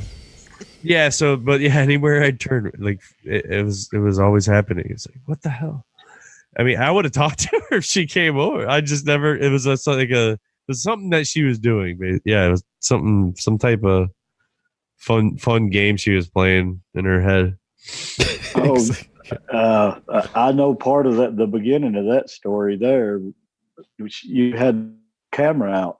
Remember? Yes, and yeah, she come over. I thought she was giving you shit about filming somebody, but it ended up. Oh, you were standing there too? If I was kind of okay. I was behind Bill. Saw that. Yeah. she's just too shy to I've post seen that online. interaction, and I thought she was kind of like giving you shit about having a camera out. Yeah, it was weird. But like but then I realized I think she was wanting you to film her Yes. exclusively. yes. Yeah. I caught that vibe. Yeah. it was Then funny, man. It all went around the corner, and something else caught my attention. And, that was when Nick Groff was singing "Sail." Oh, okay. I was probably mesmerized by Nick. Him and that Rodney Adams, dude. They're up there, dude. They were belting tunes out left and right. That Rodney dude was up there the entire night. Dude, he did the Beastie Boys one. Yeah.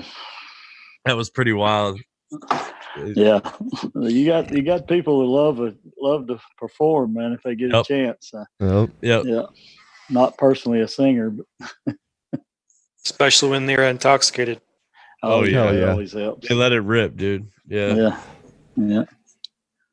I was going to, but I was too drunk.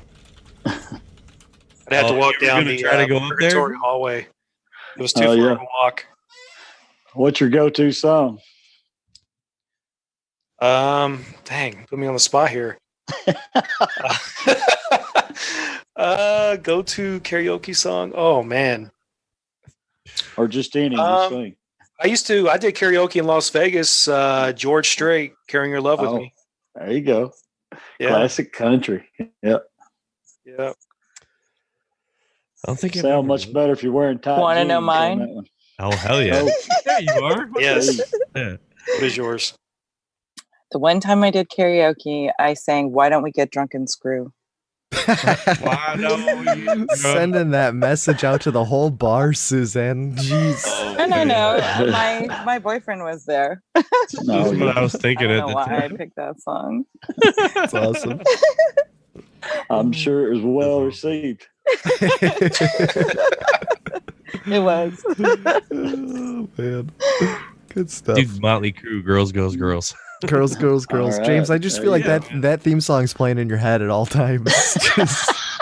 just walking around with Motley Crue constantly playing. That's your walking I got theme. that riff going in the back of my head. Yeah, hell yeah, just Hell yeah. constantly. Oh, that's great. My brain works just nice and easy and nice and slow. Oh, dude, I get it. But it's perfect. Your brain's perfect. There's always a background track playing. There's You always sync up wonderfully. a sound clip going. Yeah. Then I think about the chats. Yeah, it's just, this whole thing that we got going on, man, is Hell yeah, man. is wild. It's great. everything I could have wanted, like, and at the same time, never thought like you'd be part of something like this. And nobody's fake, man. The people that we've known forever, like we're the same people when we meet in meet space. Like nobody's putting on a show or anything. Like, It's all right it's now. freaking I'm great. saying that and I got chills, dude. Everything, yeah, because dude. it's that cool, dude. Like Soul when families. you start something like this and you get to a point like this, I'm blown away. I'm sure we feel just like Darren and Graham when they started, like things are happening. There's a little weird buzz of just the communication and the togetherness of these experiences. If you want to be a part of the Cruising with Steak community, go join our group, join our Discord. We're great. It's a great hangout, man. That's I think where, half the Discord is in this chat right now. Probably. Yeah, you'll have the standard like 15, 20 people like talking all day, if you're lucky on a good day. But show day, like right now, I'm sure I haven't even. Nah, chats isn't popping that much. I think but there's people listening. It's like they'll chime in every now and then. So and dude, we got quite a bit of listeners right now, and nobody's dropped off. So That's thanks for awesome. listening, I'm glad guys. you typed in the address and found it and took some time to listen. Where my Israelis at? There's 7 of them listening to the stream right now. Flavortown. Oh, you got a new one? I thought there were only 6. No, maybe, dude. Word There's spread. Picked 7. up another Mossad agent. Yep, there's 7 Mossads listening to this Nice. chat, dude. I think Grimerica flags. this is Yeah. this all grew out of Google Hangouts, right? Yes, it did. Everybody I'm Yeah. talking to, I think, was in a Hangout. Yeah, Yeah. It hit that limit, and we grew from there. Yeah, This is- Man, and we've all been there from the very, very beginning. And, right. Exactly. we all kind of knew each other just from like Twitter and shit, Right. oh, I remember, because you transfer your little It's from icon. Grimerica, mainly, right? Dude, pretty much. They're the whole Yeah. reason this has all happened. Yeah, dude, lots of synchronicities have led us to this point. It's pretty crazy. And I'll never not mention that because it's a huge part of what happened here. Yeah, dude, there'd be no Cruising with Steak without Darren and Graham, 100%. So the spiel not spiel, but the message I was sending is like, how this show started and where it's at now, and people were like, wow, that's great. That's great. And just, well, but y'all are doing exactly what the grassroots podcast building, man. Right. Because that's what y'all preached over there this weekend. Yeah. Think of it. It is, and that's boots on the ground. Cruising with Yeah, Steak. dude, and we yeah. we made sure to tell Spread everybody that that no agenda, whatever. Yeah. But it's podcasts. Y'all y'all were promoting podcasts. I didn't even Yes. hear the names of a lot of them. Podcast, free speech. Yeah. It's all of us. Yeah, look at one, ask about. Yeah. Yes. A lot of people didn't even know there was a thing. Well, I had an interesting. Talk. I had an exactly. Yeah. I had a good revelation today, or over the weekend when me and Bill were driving. Oh, I did too. There's all these empty billboards. Dude, on the expressways, there are so much billboard space. Why aren't podcasts advertising on billboards? Like, dude, I mean, I don't know how much it is to rent a billboard. It's probably outrageous. And those are the people that cost a lot of damn money. I've actually looked into it. Oh, does it? Okay. Yeah, it depends on, because there's different companies. Yeah. And I was looking into getting an advertisement on one of them in Southern Indiana or like Louisville, and it was like $3,000 or something like that. Damn. So yeah, that maybe could like be why The billboards are empty though. Yeah, exactly. There's so many empty billboards. Like they're just like, call here for rent space. And it's like, if you could pop your podcast advertisement up, because that's when people listen when they're commuting on an expressway. Bam. Most of them are like the same attorney, like 4 or 5 different times down the same highway. Yeah. The hammer, money. the strong arm. Yeah. They're all the same. Billboard advertising. I say we try it out. Or maybe we'll just get our own billboards. If anybody has property that's up on an expressway, let us put a billboard up in your yard. Yeah? grimsteak@gmail.com. Reach out. Good deal. That's a good idea. Oh, man. But yeah, man. It's It'll add value to your property. Mm-hmm. What was your revelation that you had, Suzanne? You said something. You realized something. I realized that all these people that are fighting within these groups, there's like, it's so stupid on YouTube. The Dave Acton group and, all these people. And then they have the whoever Jason and all these other people, Robert David Steele. So there's just sycophants. These people have sycophants that fight for him, pretty much. And the whole Q things in there and all that, and they're like fighting within each other now and going after each other. But one's blaming the other for Cappy's death and blah blah. I just saw this stuff is flying, and I realized YouTube is the one who's behind it all because they're the ones that's making the most money. Yeah, absolutely. Because everybody's saying, "Oh, these people are making money," and they're saying, "No, we're not making any money."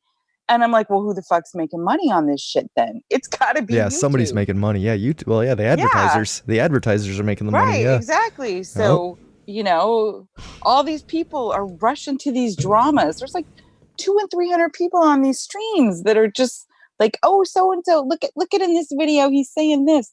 It's so stupid. You know it's what like it reminds being me back of? in high school. It's almost like soap operas have become real life. Is. Yeah, it's insane. So I was trying to figure out who was behind it all, like, because everybody's saying, "Oh, these people are paying these people," and I just thought, it's got to be YouTube. It's all Google and the advertisers. That's who's banking on conspiracy culture. Well, that is exactly it. Yep. Yeah, it's interesting. Yep. So anyway. I like it. That's all right. Bill made me listen to Jeff Dougherty on our drive down, and I was like, "What am I?" I'm like, "What are you subjecting me to right now?" This preacher going on about reptilians. Neuro-linguistic programming, my friend. Dude, it was. He's a man. That's the first thing I said. I'm like, is this guy like an NLP? Like the way he talks and repeats things. Totally. It's like, this is insane. He used to be a preacher, one of those like $300,000 a year type preachers. What do you mean used to be? Yeah, exactly. Exactly. Yep. He's just preaching a different message now. That's exactly He it. changed his message. Yeah. Oh, he creeps It's me the same out. message upgraded with the sci-fi branding. Well, yeah, Mhm. exactly. But he's denouncing Christ now, where he That's was a good move. upholding him before. So, no, I'm all right. Never mind. Jeff Dougherty. I'll tell you guys off air. I keep forgetting to unsubscribe to that. I keep getting notifications like 3 times a day about his rants. Yeah, that was great, Bill. Hey, dude, we had to fill time, somehow 5.5 hour drive. I mean, come on. That is true. That is true. Dougherty. It worked, and it opened me up to a You whole got to new keep world. your finger on the pulse of what everybody's saying. Yes. So we do have to listen to these Yes. people. What I found I most just went to impressive. Everybody, though. I found What's most. that? Not every. You don't have to listen to every. Well, no, not everybody, but you got to have a well-rounded YouTube. Suzanne, I just wait until you post all the summarized exactly. synopsis and everything. Yep. I know. That's how I my catch up. Spark Notes. Yes, I need my Suzanne Cliff Notes going right here. Exactly. Yeah. Oh But- my God, this motherfucker. Blah, blah, blah. But one thing I With noticed about screenshots Dougherty, and everything Yes. highlighted. screenshots. What he's a master of ad reads. Like this dude seamlessly transitioned into an ad read that was just perfect. Like I was just like, oh man, you didn't even realize it. And he's advertising something right now. That Dougherty guy. It was just he's just a master. He's smooth. Yeah, he's just a wizard. That's preaching skills. It is 100%. Yep. Wasn't whatever happened to that guy, Wayne Tiger. Yeah, I got some juicy stuff to tell you. Tell me. Him off the air. Wayne Steiger, off air Wayne Because I'm doing a Steiger show juice. with John about You're a it. she so I don't devil. wanna spoil I it. swear. I know. Sorry. Man, I just made this killer slideshow. you made of all the CryptidCon? pictures Oh yeah, that's awesome. With some great music. The memes plenty, man. I seen that on the Discord. Appreciate what? the meme. I don't even remember. Oh, the meme. picture. Oh yeah, that meme was great. Flavortown made that. I made one yeah, too. yeah, Jerry made the template. Yeah. Oh, dude, the great memes. It With was a cool great template. leopard joke. You don't hear those too often. No, you don't hear leopard jokes often. Oh man, it was just. I'm still buzzing on a high from the weekend, and I know just crippling depression is gonna sink in real soon. It's just gonna hit me hard. Like, I know. It Go back lasts to for work about 2 tomorrow, don't weeks with you. Yeah, and then bam, I'm gonna be like, oh man, they're not at CryptidCon anymore. I'm gonna No, find in something 2 to get me weeks out you're of this going to be, funk. oh yeah, I'll see them on the 19th in Nashville. Yeah, that is Yes. true. I That gotta check my sounds cool, vacation man. days. Hey. Yeah, dude, it would be I'm awesome. down to go for sure. Sounds like fun. It's just one day though, so Yeah. Yeah, it is. Yeah, but people are coming in the night before and staying Yeah. there. Yeah. right. Well, yeah, you definitely It can turn be into a long weekend day. event. Yeah. Yeah, You could be partying with Josh Kutchin all weekend. Right. yeah, that would be fun. It'll be a good You're time. down in Nashville. And he may have his it's tuba. Lots of bright Of lights, course, he's gonna have his tuba. This is Cutchin. Well, he wouldn't bring it unless he was going to go to a gig afterwards. Tubaing. Man. You could do street musician. You can do street art. Your art, I'm a man. fine musician. There you go, Jared. You're in Every Nashville. day. What? Where? What? On the You just streets said- of Nashville. Yeah, doing Yeah, your you could do street your art. street art. Yeah. Josh could play his tuba. Plays tuba. Tuba. We'll set a hat. We'll set a hat. Dance out, man, and play your make a tuba fortune. while I spray paint the ground. I love it. That sounds like fun. Yes, Too bad that's guys a picture. sweating outside on a 90-degree day. That's a meme. Jerry. Spray painted. We'll bring some sand and ocean for you. Mhm. Make it really uncomfortable. We could play that. Remember that movie, A Mighty Wind? Oh yeah, where they did the Yes. parody of that. Yeah, that was great. And there were those guys, the folksmen, they had the song called Loco Man. It was like some crazy dude who washed his hair with dirt. It was retarded. Loco man. You could play that with a tuba. Yeah, Oh, that's it's the this one. patio. It's this one right here. Well, it's just a song about life in the islands. We went down to the islands. It's sort of... Tell them which islands, Marta. Tell them which islands. Well, it's an island with a saint's name, that's all I'll say. But it's about island life, because island life can be a little wacky, a little crazy, and this is a song about one of the people who live there. He's called the Loco Man. 1, 2, 3, 4.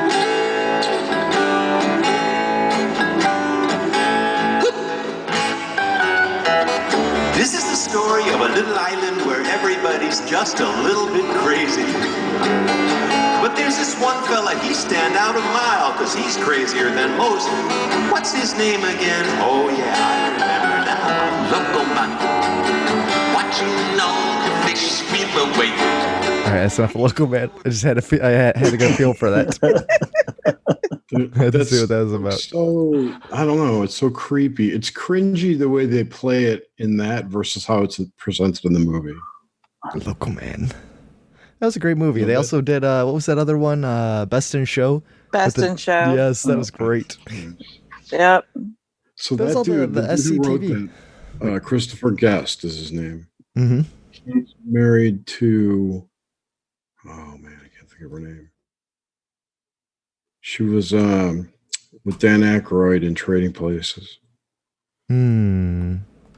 She was in Halloween. Jodie Foster? Lee Curtis. Thank Jamie you, Lee Curtis. Jamie That's Lee right. Curtis. That's his wife, their husband. Okay. Huh. Oh yeah, that's right. So she's kind of behind some of that, I think. Anyway, no, they're interesting, and they're involved in The Simpsons too. And the guest plays some Simpsons people. Oh yeah, man. Well, that was. It's a real incestuous group. I haven't watched Simpsons since like '99. Like that was literally the Bill Oakley, Josh Weinstein years were the only years worth watching back in the mid '90s. It's a really bad show now.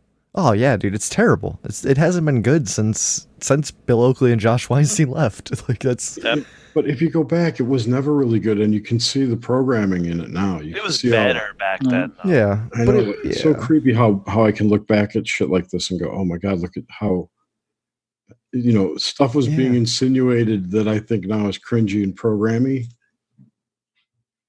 That's weird. I haven't actually gone back and watched The Simpsons since I was a kid, because that was like my thing. Like from like 10 to 15, it was nothing. Like Simpsons was awesome, and then Family Guy came out, and then Adult Swim came, and everything was over. That's my millennial childhood. I'm sorry. Yes. I kind of took a sledgehammer in a good way too. Like Supergel was kind of an eye opener. Supergel was awesome. Adult Swim was amazing. It was groundbreaking. Yeah, Mr. Pickles though, that one was great. Well, I lived off Aqua Teen Hunger Force when I was in Iraq. Oh yeah, love that show. C-Lab was awesome. 2021 was amazing. Yeah. Like just It's all there's so much great shit. When he got caught under the Coke machine. What? Scorpion. Yes, Scorpion gets him. Captain Murphy. Oh yes, yeah, that's right. Yes. Yes. Scorpions befriend him and like make him immune. Oh my god. Yeah, what was that soda? Something. God, what was that? Slurm for all I know, but it was hilarious. Yeah.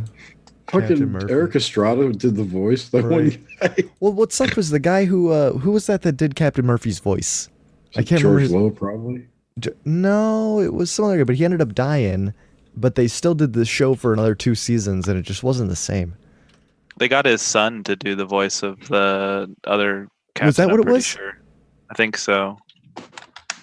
Yeah, it was. I'm looking it up. Here he goes. Here he goes. I'm thinking of George Lowe. George Lowe did the voice for everybody else, pretty much. He was Space Ghost, yeah. Is still. Yeah, Harry Ghost died in 2003. Mm-hmm. Yeah, and that's when they. He's a short little chubby guy too. It's funny. Yeah, he was in a lot of shit, just like a character actor. Do you remember that guy who used to do In a World? His voice was in everything. Yeah, the movie guy. Yeah, I don't remember who. He died too. Man. Bebop Cola. Thank you, Flavortown. I just saw that. Yes. Yes. His name was Don LaFontaine. Don LaFontaine. He died in September of 2008. Jael He was the Depardieu. guy who did Let's Get Ready to Rumble guy, I think, too. He ended his life doing Thunder Throat and the Voice of God, doing Geico Insurance and Mega Millions games.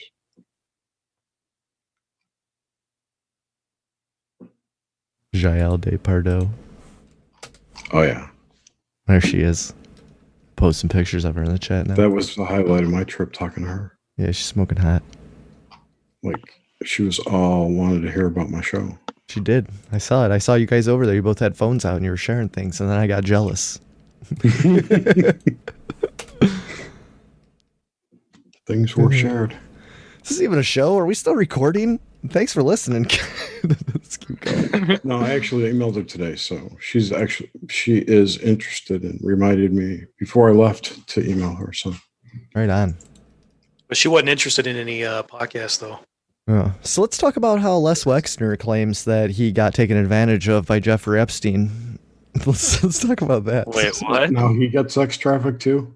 Well, Les Wexner, Suzanne, please. What happened here? I don't know much about it, other than Wexner now is coming out and saying, "Oh yeah, he was such a scumbag. He ripped me off for $46 million." Yeah, he's trying to claim victim now. That's in the past. Yes. Fucking what? A week ago?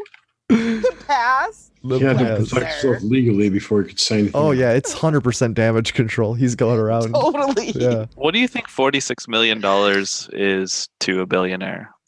Like, Nothing. honestly. I know, Nothing. right? That's nothing. That's literally like me going out and like just buying a coffee or something. It's nothing. Right. It's fucking pocket money. Probably like $100,000. Yeah. It's insane. I'll take $100,000. I don't know. Maybe like a motorhome. Dude, I'd be happy with like I'd shit myself if somebody gave me $10,000. You kidding me right now? Like, Oh, I know, right? that'd be awesome. There was a time in my life when I could easily see $1 million being in my bank account. Man, let's Like, get back it to wouldn't that. be Let's get too that far from compound. where it was. How we gonna make money? We need some get rich quick schemes going here, guys. Let's get I can this tell going. you. Yeah, I I can tell you know. one. Oh yeah? Podcasting. No, I can Starting tell off you. funny. It's a real long con. We've been going for 2 years with this one. It hasn't paid off yet, but I You swear it can invest in was. some, crypto. Put some money in crypto. Yeah, that I've done nothing but XRP is really money paying in off, crypto. Leo. That XRP that you had been buying is just really paying off. Hey, you know Ripples. what? I donated you XRP too, so You did, and I'm not complaining. I'm I mean it's hodl. only worth like Hodl for 30 life. cents now. Yeah. Well, you know, I mean, what are they going to replace the fiat currency with when this all goes to hell? Nothing. It's gonna be baby bones and blood. That's all our currency's gonna be after this. You don't think it's going to be crypto, though? You don't think they're going I to switch actually it to just read crypto? that someone like Australia is voting to put in a national. They're starting to vote to elect national digital currencies. Mm-hmm. So once they've said, okay, well, this is our national, this is going to be our national one, they'll slowly move to it, and then it'll become mandatory. But what's going to bridge them all together? I have this feeling. One ring? The one ring to rule them all, one ring to bind them. But I have this feeling that if they'll never let crypto be the main currency. There will always be a fiat currency, and as long as that exists, I feel like the United States will be like one of those crazy girlfriends that if you try to break up with them, it's just gonna be scorched earth and everything. Like there's like infrastructural crash, everything will crash. Like Bitcoin won't matter because nobody will even have electricity to get online.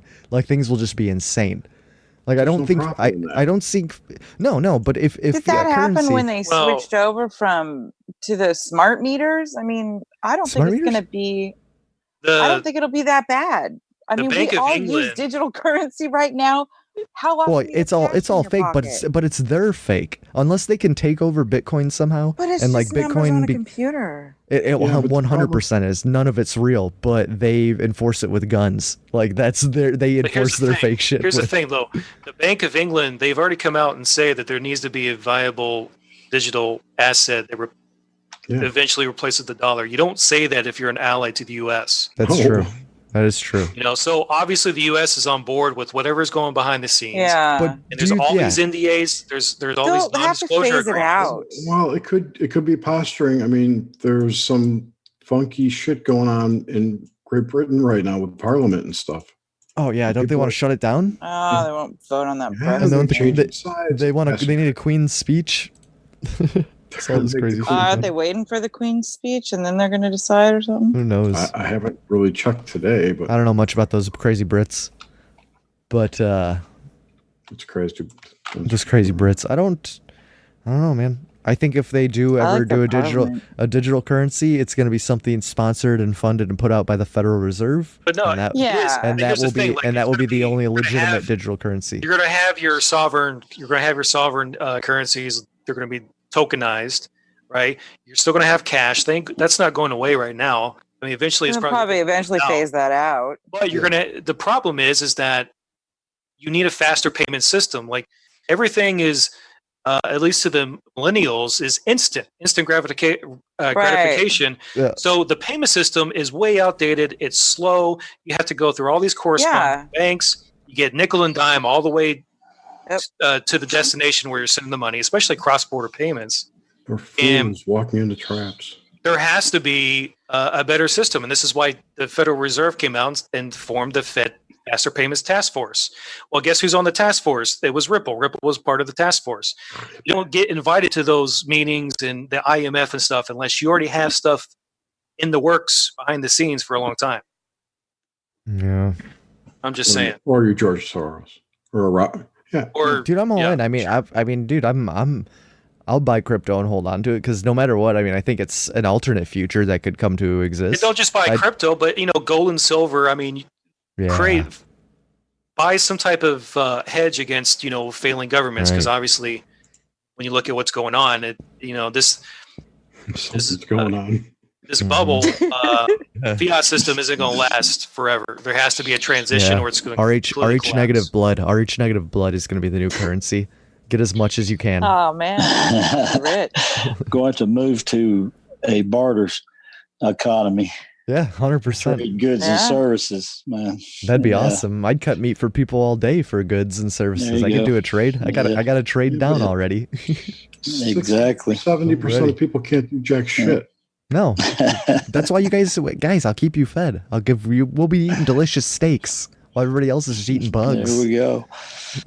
You're talking to a carnivore, you know that. Yes, exactly. We don't need no bread on our fucking burgers. Did you see the little South African, Australia, our waiter dude, when I ordered with no bun? Oh, yeah. Oh, yeah. Yeah, that was good. No, I missed that. What happened? Though. We was at the restaurant. Yeah. Go ahead. What happened? Oh, yeah. Okay. I thought somebody else was jumping in. Oh, no. Go ahead, man. Yeah. Okay. You're back. Go ahead, James. I want to hear. I was there, but I'd like. Yeah, we want to hear it. Yeah. Your story. But anyway, I just I ordered without a bun, but I had him put ham and bacon and cheese on top of a burger. So yeah, I'm sure he's looking at me like you're going to carry me out of there for a heart attack. Yeah, well, that was the weirdest thing, man. It's like where does a British this dude with a British accent in the middle of Lexington, Kentucky? Like it was out of like a movie. Like it didn't even make sense. It made no sense. Probably like a Somali immigrant or something. Sia! Or Turkish or Syrian immigrant. Kai, Donnie, Don. Who knows? Yeah. Oh no, dude. Okay, I hope I don't shift gears too much, but it's along the lines of everything we love. But before the show at my house here, there was like an swarm of dragonflies. You guys ever see you see dragonfly, one or two of them, but dude, there was like 500 of them. It was insane. Whoa. Yeah. Flying around the whole neighborhood, flying around like the whole town. And I was just talking to my wife about it. And she's like, everybody on the Bay Village, local site, or they're all saying it's like some fucking omen to 9/11 or some shit. So then we got in this huge 9/11 discussion. It was great. That's what I was just doing. I'm like, no. You have no fucking clue. Like, there's so many layers to this. And then she's like, "You're crazy, man." Yeah, it was great. I'm like, we gotta do. I gotta get around one of these days. I thought dragonflies were good luck. Yeah, it's some type of omen, right? So I was gonna ask. That's kind of why I brought it up. Like, have you ever heard anything about like what dragonflies mean? I don't know. I don't know a lot about dragonflies, but I do know that those huge ones always dude, there's like hundreds of them all over the fields, like all the time. It's like they migrate in and they're huge. That's kind of what I was. It's a circle of life, man. Those dragonflies come in and then it feeds the birds. Those big birds come in and just feast on them. Because there's these huge dragonflies fucking everywhere. Sprite's right on them too, right? Okay, check this out. I type in dragon on Google and it says in the second one, it says dragonflies in Ohio. Like, what the fuck? Oh, it must be trending. Yeah, it is. It's gotta be, dude. Right here. Or no, it knows you're in Ohio. 3 hours ago, swarm of So it just automatically dragonflies, gives you another the inspects spotted on radar over Ohio. Wow. Yeah. Oh yeah, dude. I did want to go back to, you guys were talking about dinosaurs. Man. I do have a story to tell that when I was a boy and I was on the beach in Florida, I think I was like 6 or 7 years old. I swear to God, when I looked up to the sky, I saw a pterodactyl. Oh my God, no way. Up in the air, because back then I had all those dinosaur books. Like I was totally into dinosaurs, so I knew all the dinosaurs by name. I knew if and maybe it was just something that was so like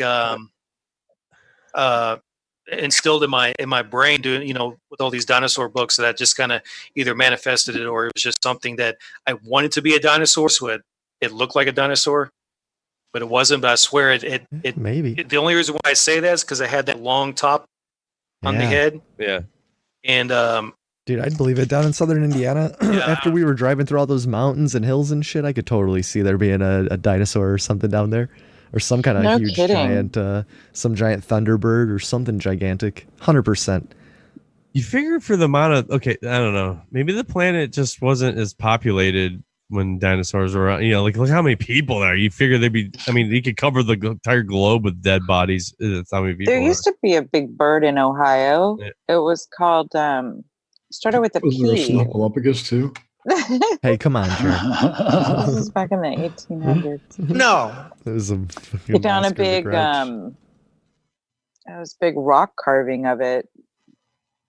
I can't remember what it's called. It starts with a P. I'll have to find it and put it in the chat. Dragonflies in Ohio. This is great. Yeah, so they were thinking some type of omen in town here or something for 9/11. I'm like, what the fuck? Just before you go to bed, put a passport under your pillow for. Oh man.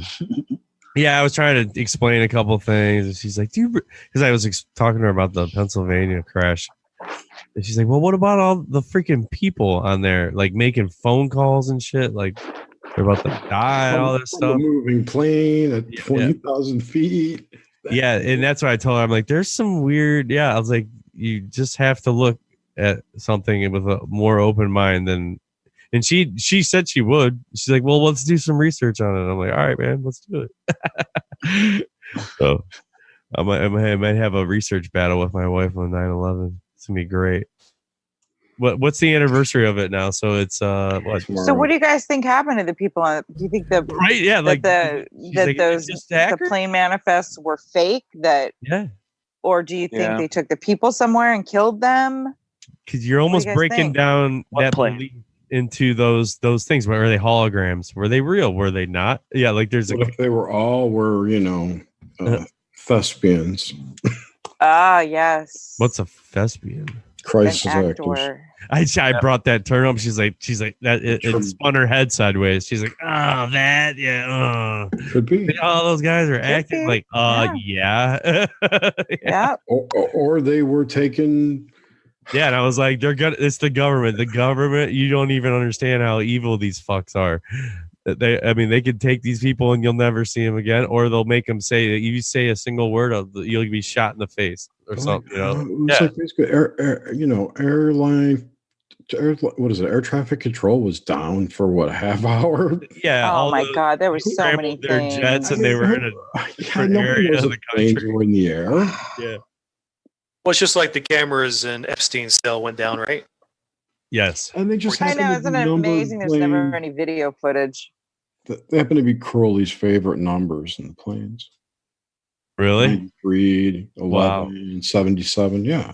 Yeah, so flight 77 hit 77 minutes after it took off on the 77th parallel. What do you think the whole thing was anyway? I'm like, you don't understand. I'm like, when that happened, like, it's a big fucking ritual. Changed. Like, that was the goal. Like, everything changed after that. There was definitely more than 3,000 people in those buildings when it collapsed. Dude, yeah, wouldn't there be? Because Those buildings, the families of victims aren't going to talk to other families. Probably You know what not. I mean, like, there's really no.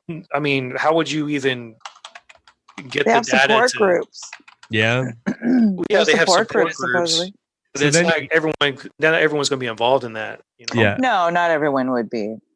See, that's the thing too. Yeah, you're like, there's so many layers here. Oh, what about all the people that died? You know, like, yeah, they did. They did die. Like, the building did come down. We saw it. It's gone. You know, like that Yeah, wasn't. people were jumping out of the top floors. Yeah, that wasn't the illusion. You know, that, like they wanted you to watch people jump out of the fucking building. Like, I mean, they put it on. And I'm TV. sorry, and this is coming from a military perspective. Being over there in Iraq and Afghanistan, I just find it super hard to believe that those people would have the capacity to pull something off like that and hit those buildings right in the center. Like, I just don't. They were My probably dad's an airline pilot, so there was no way they could have done that. You can't. But the thing is, like, when we low. were training the Iraqis on and to fly Cessnas and helicopters over there, I mean, they were crashing left and right. They couldn't even get off the ground. Wow. You know, in the simulations, you know, the simulators and stuff. So they crashing jets left and right. yeah, there's just a No, lot of you pull up. bullshit. Dude, you don't push. What are you talking about? They were all masterminding it in their secret mountain bases. Yes. In the caves Yeah, they were learning how to fly in a with cave. 5G. Well, yeah. That's how they You were see- communicating. You see the day where Rand Paul said there's no military reason for us to be in Afghanistan now. I like it. Yes, I did 100%. That's our junior senator, man. Yeah, man. He's got to try to offset Mitch McConnell some way, man. The sleaze factor's so thick here. You know? Yeah. That's what I just was telling my wife. I'm like, dude, to be there. Moscow Mitch. We started, yeah. She's like, well, what happened after that? I was like, well, we fucking started a war that's still going on.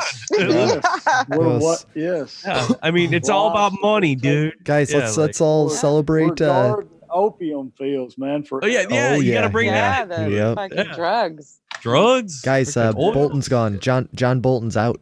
Oh, that we guy. need to bring that up. Bolton's We need to bring gone. that up Mr. tonight. Mustache is gone. Mr. Mustache is gone. The war hawk, which kind of proves, you know, Trump is a little dovish. I'm sensing. You know, I'm just gonna say What that. did Bolton do to piss him off? He's just a con. He's not a neocon. Yeah, I probably just wanted endless war. Wanted to invade Iran. Wanted to go to war here and there. He loves war. That's all I get. There's something wrong with you. I know, but I thought, what was it that Trump said about him? I heard something about no, Trump you're not was- a nice guy. You're supposed to play the clip. I heard about Trump Never mind. wanted to he wanted to have some sort of meeting with who was it, Al Qaeda or the Taliban or something at Camp David. He wants to have a meeting. And Wow. Trump and apparently Bolton and Pence were both against this. This is all that I read on Twitter. And I guess, I don't know, Trump said something like something or other, you should resign, or I don't even know the whole exchange, but yeah, he ended up He got to fight in the I don't know lawn. if he got fired, but yeah, but basically it was all over this thing that suggested Trump said we should have a meeting with the Taliban in Camp David, which I don't know what the hell that means, but yeah. Yeah. He was super against it. Oh man. Oh my god, Step into my office. Why? that's hilarious. Yeah, but I just think that's hilarious that Trump would have the Taliban at Camp David, and I'm all for it. I think that's the funniest thing ever. Let's bring these fucking like that's just hilarious. That's like next level trollery. Next level trollery. Wait, who did Carter get together? Iran and Israel. Egypt, Israel. But who knows? Like honestly, Egypt maybe and Israel. Yeah. What was Yeah, that called Sadat. again? I can't remember. I won him a peace accord prize. or- You see my cat on this Cthulhu pillow? My cat's loving this Cthulhu pillow right now, just making all this background mic noise. Because it reminds her of you, but it's bigger. It's true. No, it's much larger. Are you kidding me? Double the size. Shout out to Failed. What's up, bro? Yeah, I love you, Phil. Aw. Even though he's probably not I sent him listening. a message in my mind. There you go. Well, we Telepathically. got shout outs going on. Shout out to Vanessa, she tuned Hi, in Failed. earlier. I miss you. Shout out to Hi, Lauren, Vanessa. she tuned I in miss you. earlier. We still got listeners, so people are probably still there. Maybe. Awesome.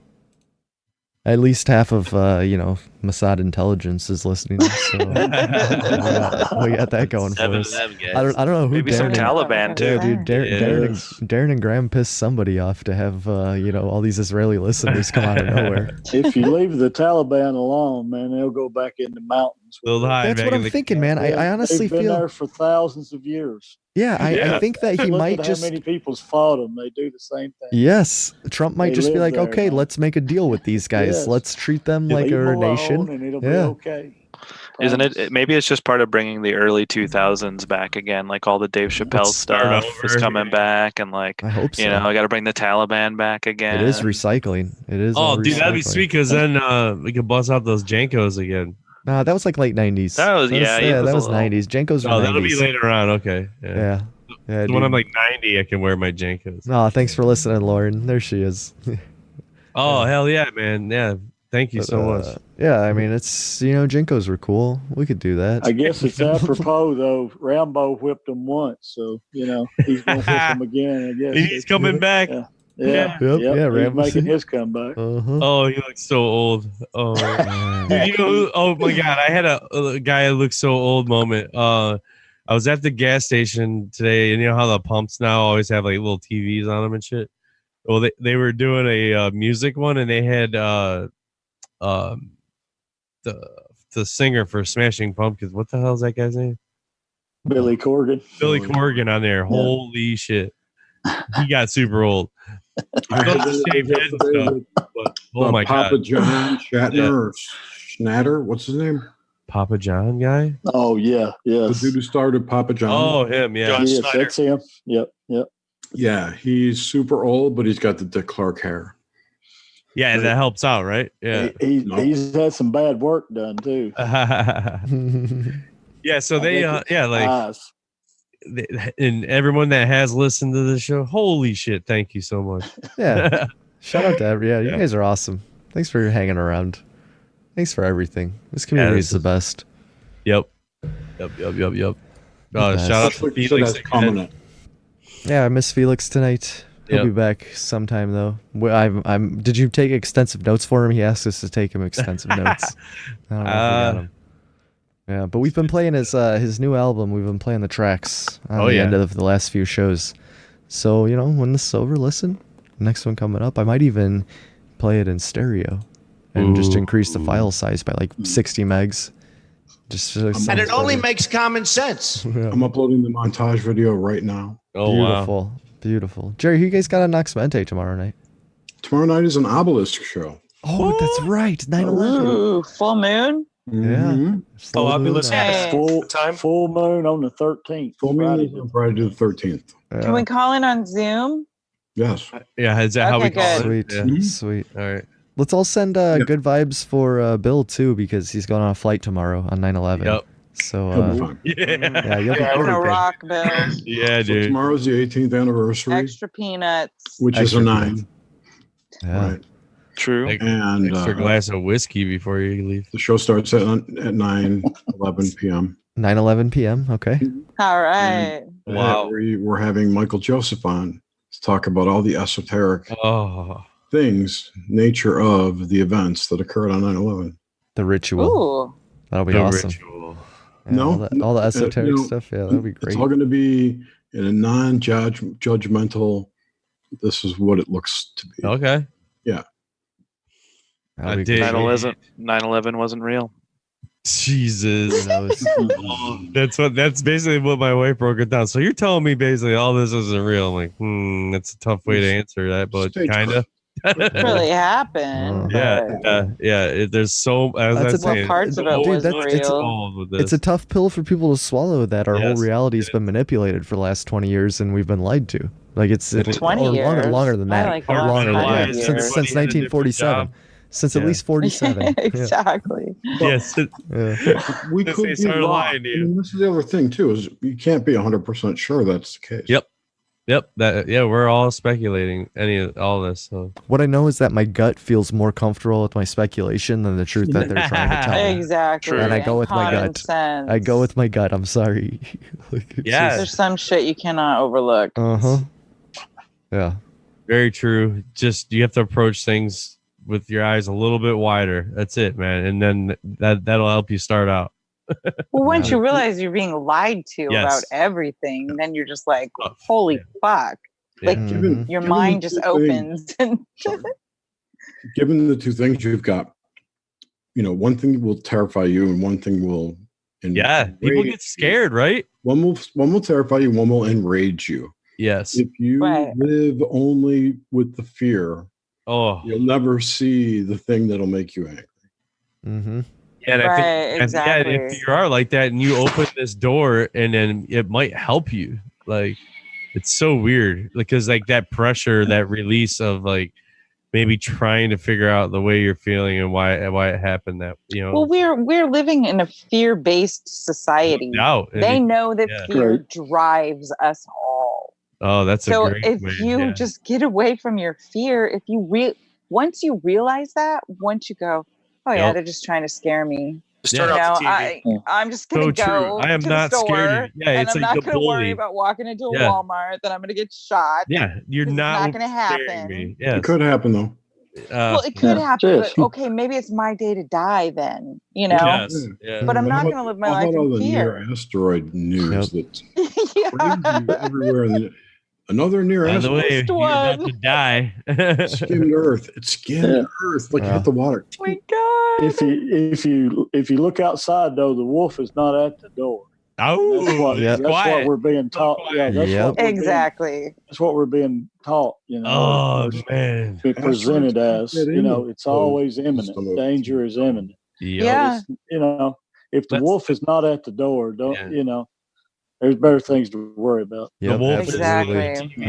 Telling you that. Like, where did we come from? Yeah, yeah, exactly. Yeah, let's get deep. What is this beautiful house? Yeah. How did I get here? Letting the days go by. The latest episode of Conspiranormal yet with? No, I can't wait to listen to that. It's a roundtable with Tim Banal and Cutchin and all them. Not a roundtable. It's 3 separate interviews. Ooh. Yeah. Okay. Sounds extra long. I like it. No, it's 30 minutes each. Anyway, the one with Banal. That's what she said. Yeah. I'll do the next best thing. Shh. Banal says that he's researching flat Earth.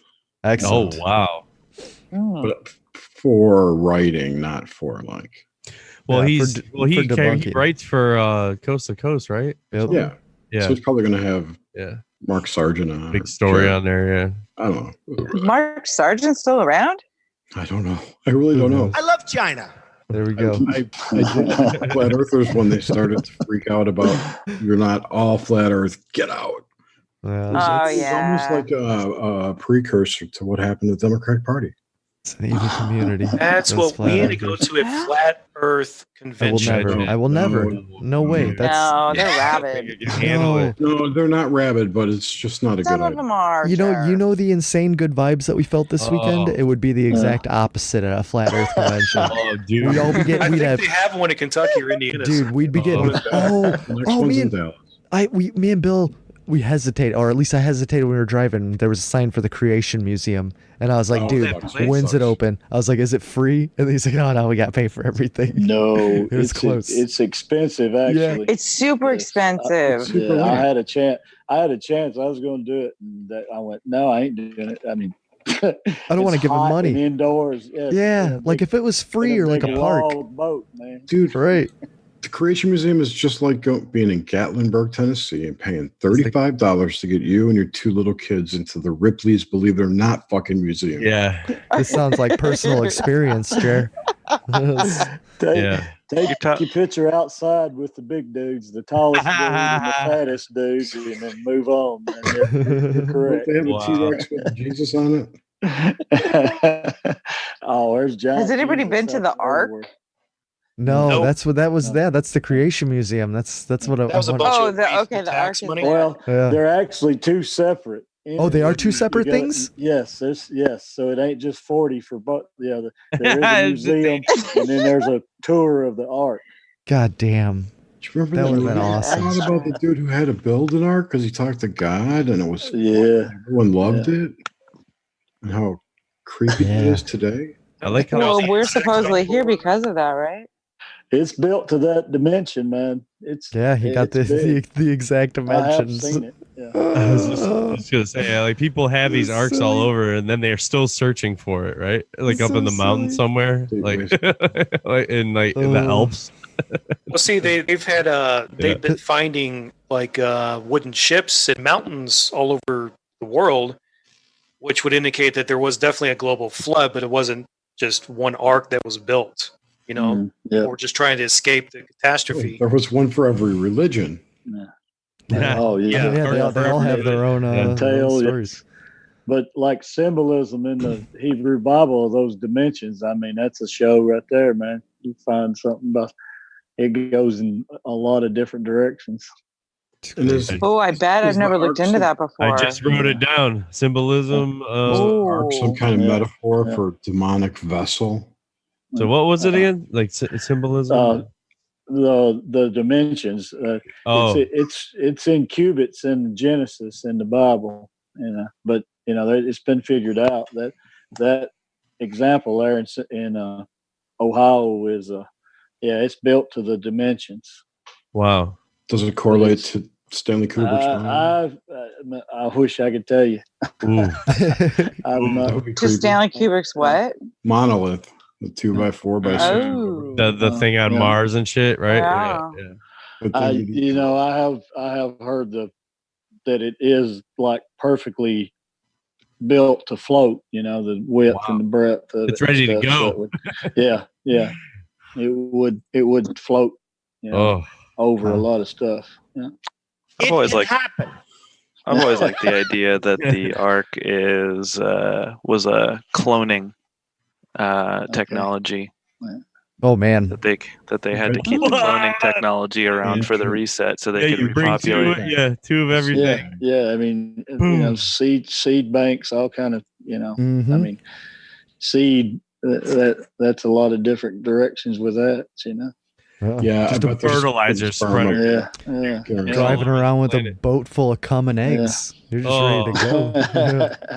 No, but they've got donor eggs and donor sperm. From whatever. It's probably one of the higher level scientists' contractual obligations. Or the reptilians that lived underground that came out after the flood. They were able to breed with them somehow. The Sleestacks. The Sleestacks. That's going to be all those cryogenic heads, right? Like Ted Williams and shit. Yes.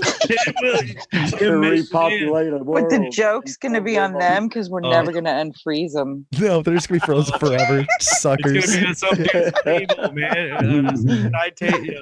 In his kitchen. So, like in the whole Galactic Federation story thing. Yeah. The tall whites, like the Norse. The Nordics, yeah. Yeah, they are the cannibalistic people. Oh. Alien I thought types. they were the good people. Yeah, but they're also cannibal. They like to eat humans. Healthy appetite. Right? It was interesting to see that a Swedish dude came out, and scientists, came out and said, "Oh yeah, we should start thinking about eating people for climate change." Okay, all right. Which he did. His name was Magnus Soderlund. Yeah, I can get down with this. Yeah. Eating people? Yeah, I'm totally serious. I had a PowerPoint presentation on climate change coming. I'll eat the grass. Yeah, it wasn't. Yeah, he was serious, but it was cringy. Oh, that's easy cutting, ain't it? Grim, just arms and legs, man. Oh yeah, exactly.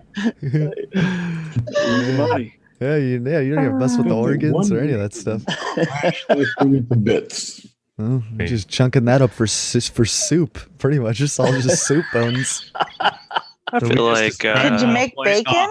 Bamboo, you could steam. You get bacon from the belly. So you need to see how they're, you'd want them to be a little bigger for some nice bacon. Like some real skinny person, some real skinny person. Yeah, they ain't gonna make good bacon. A skinny person. Dude, my bacon will human bacon. Dude, James would be like some thick cut, just prime, amazing bacon. Like I'd be all over that. If we're gonna start eating people, we should own up to start calling breast milk human milk. Yeah. Interesting. That's it. Yeah. Can you? Okay. That's hilarious. Yeah, kids drinking human milk when they're babies. Makes Human sense. milk. Yeah. That's Yep. human milk, man. All right, this show Harry took a fucking Preston. crazy turn. We need to wrap this up. We need to wrap this That's thing all up. Yeah, I saw Harry. Man, everybody, thanks for listening. Thanks for coming Harry out to CryptidCon.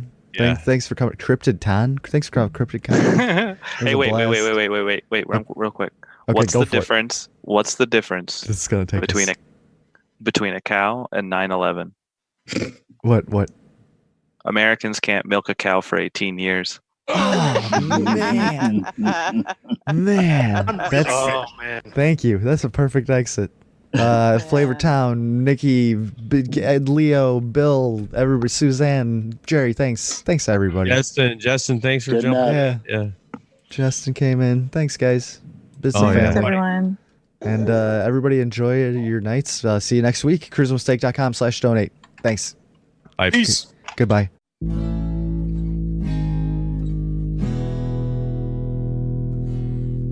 No longer anxious with time. No longer in my prime.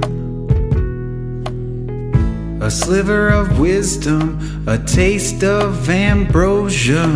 Perfectly fine in my skin, even on a rainy day. Unraveling holograms, sifting through beach sand. You see a flash in the pan, a metal detector, a fool and his folly. Snug as a bug in a rug in my humble abode. Perfectly fine in my skin, even on a rainy day. As time drags, your computer lags, causing a time rift. Then your body goes stiff. Building up and building up and building up and breaking down and building up and building up and building up and breaking down and building up and building up and building up and breaking through. Look, a shooting star,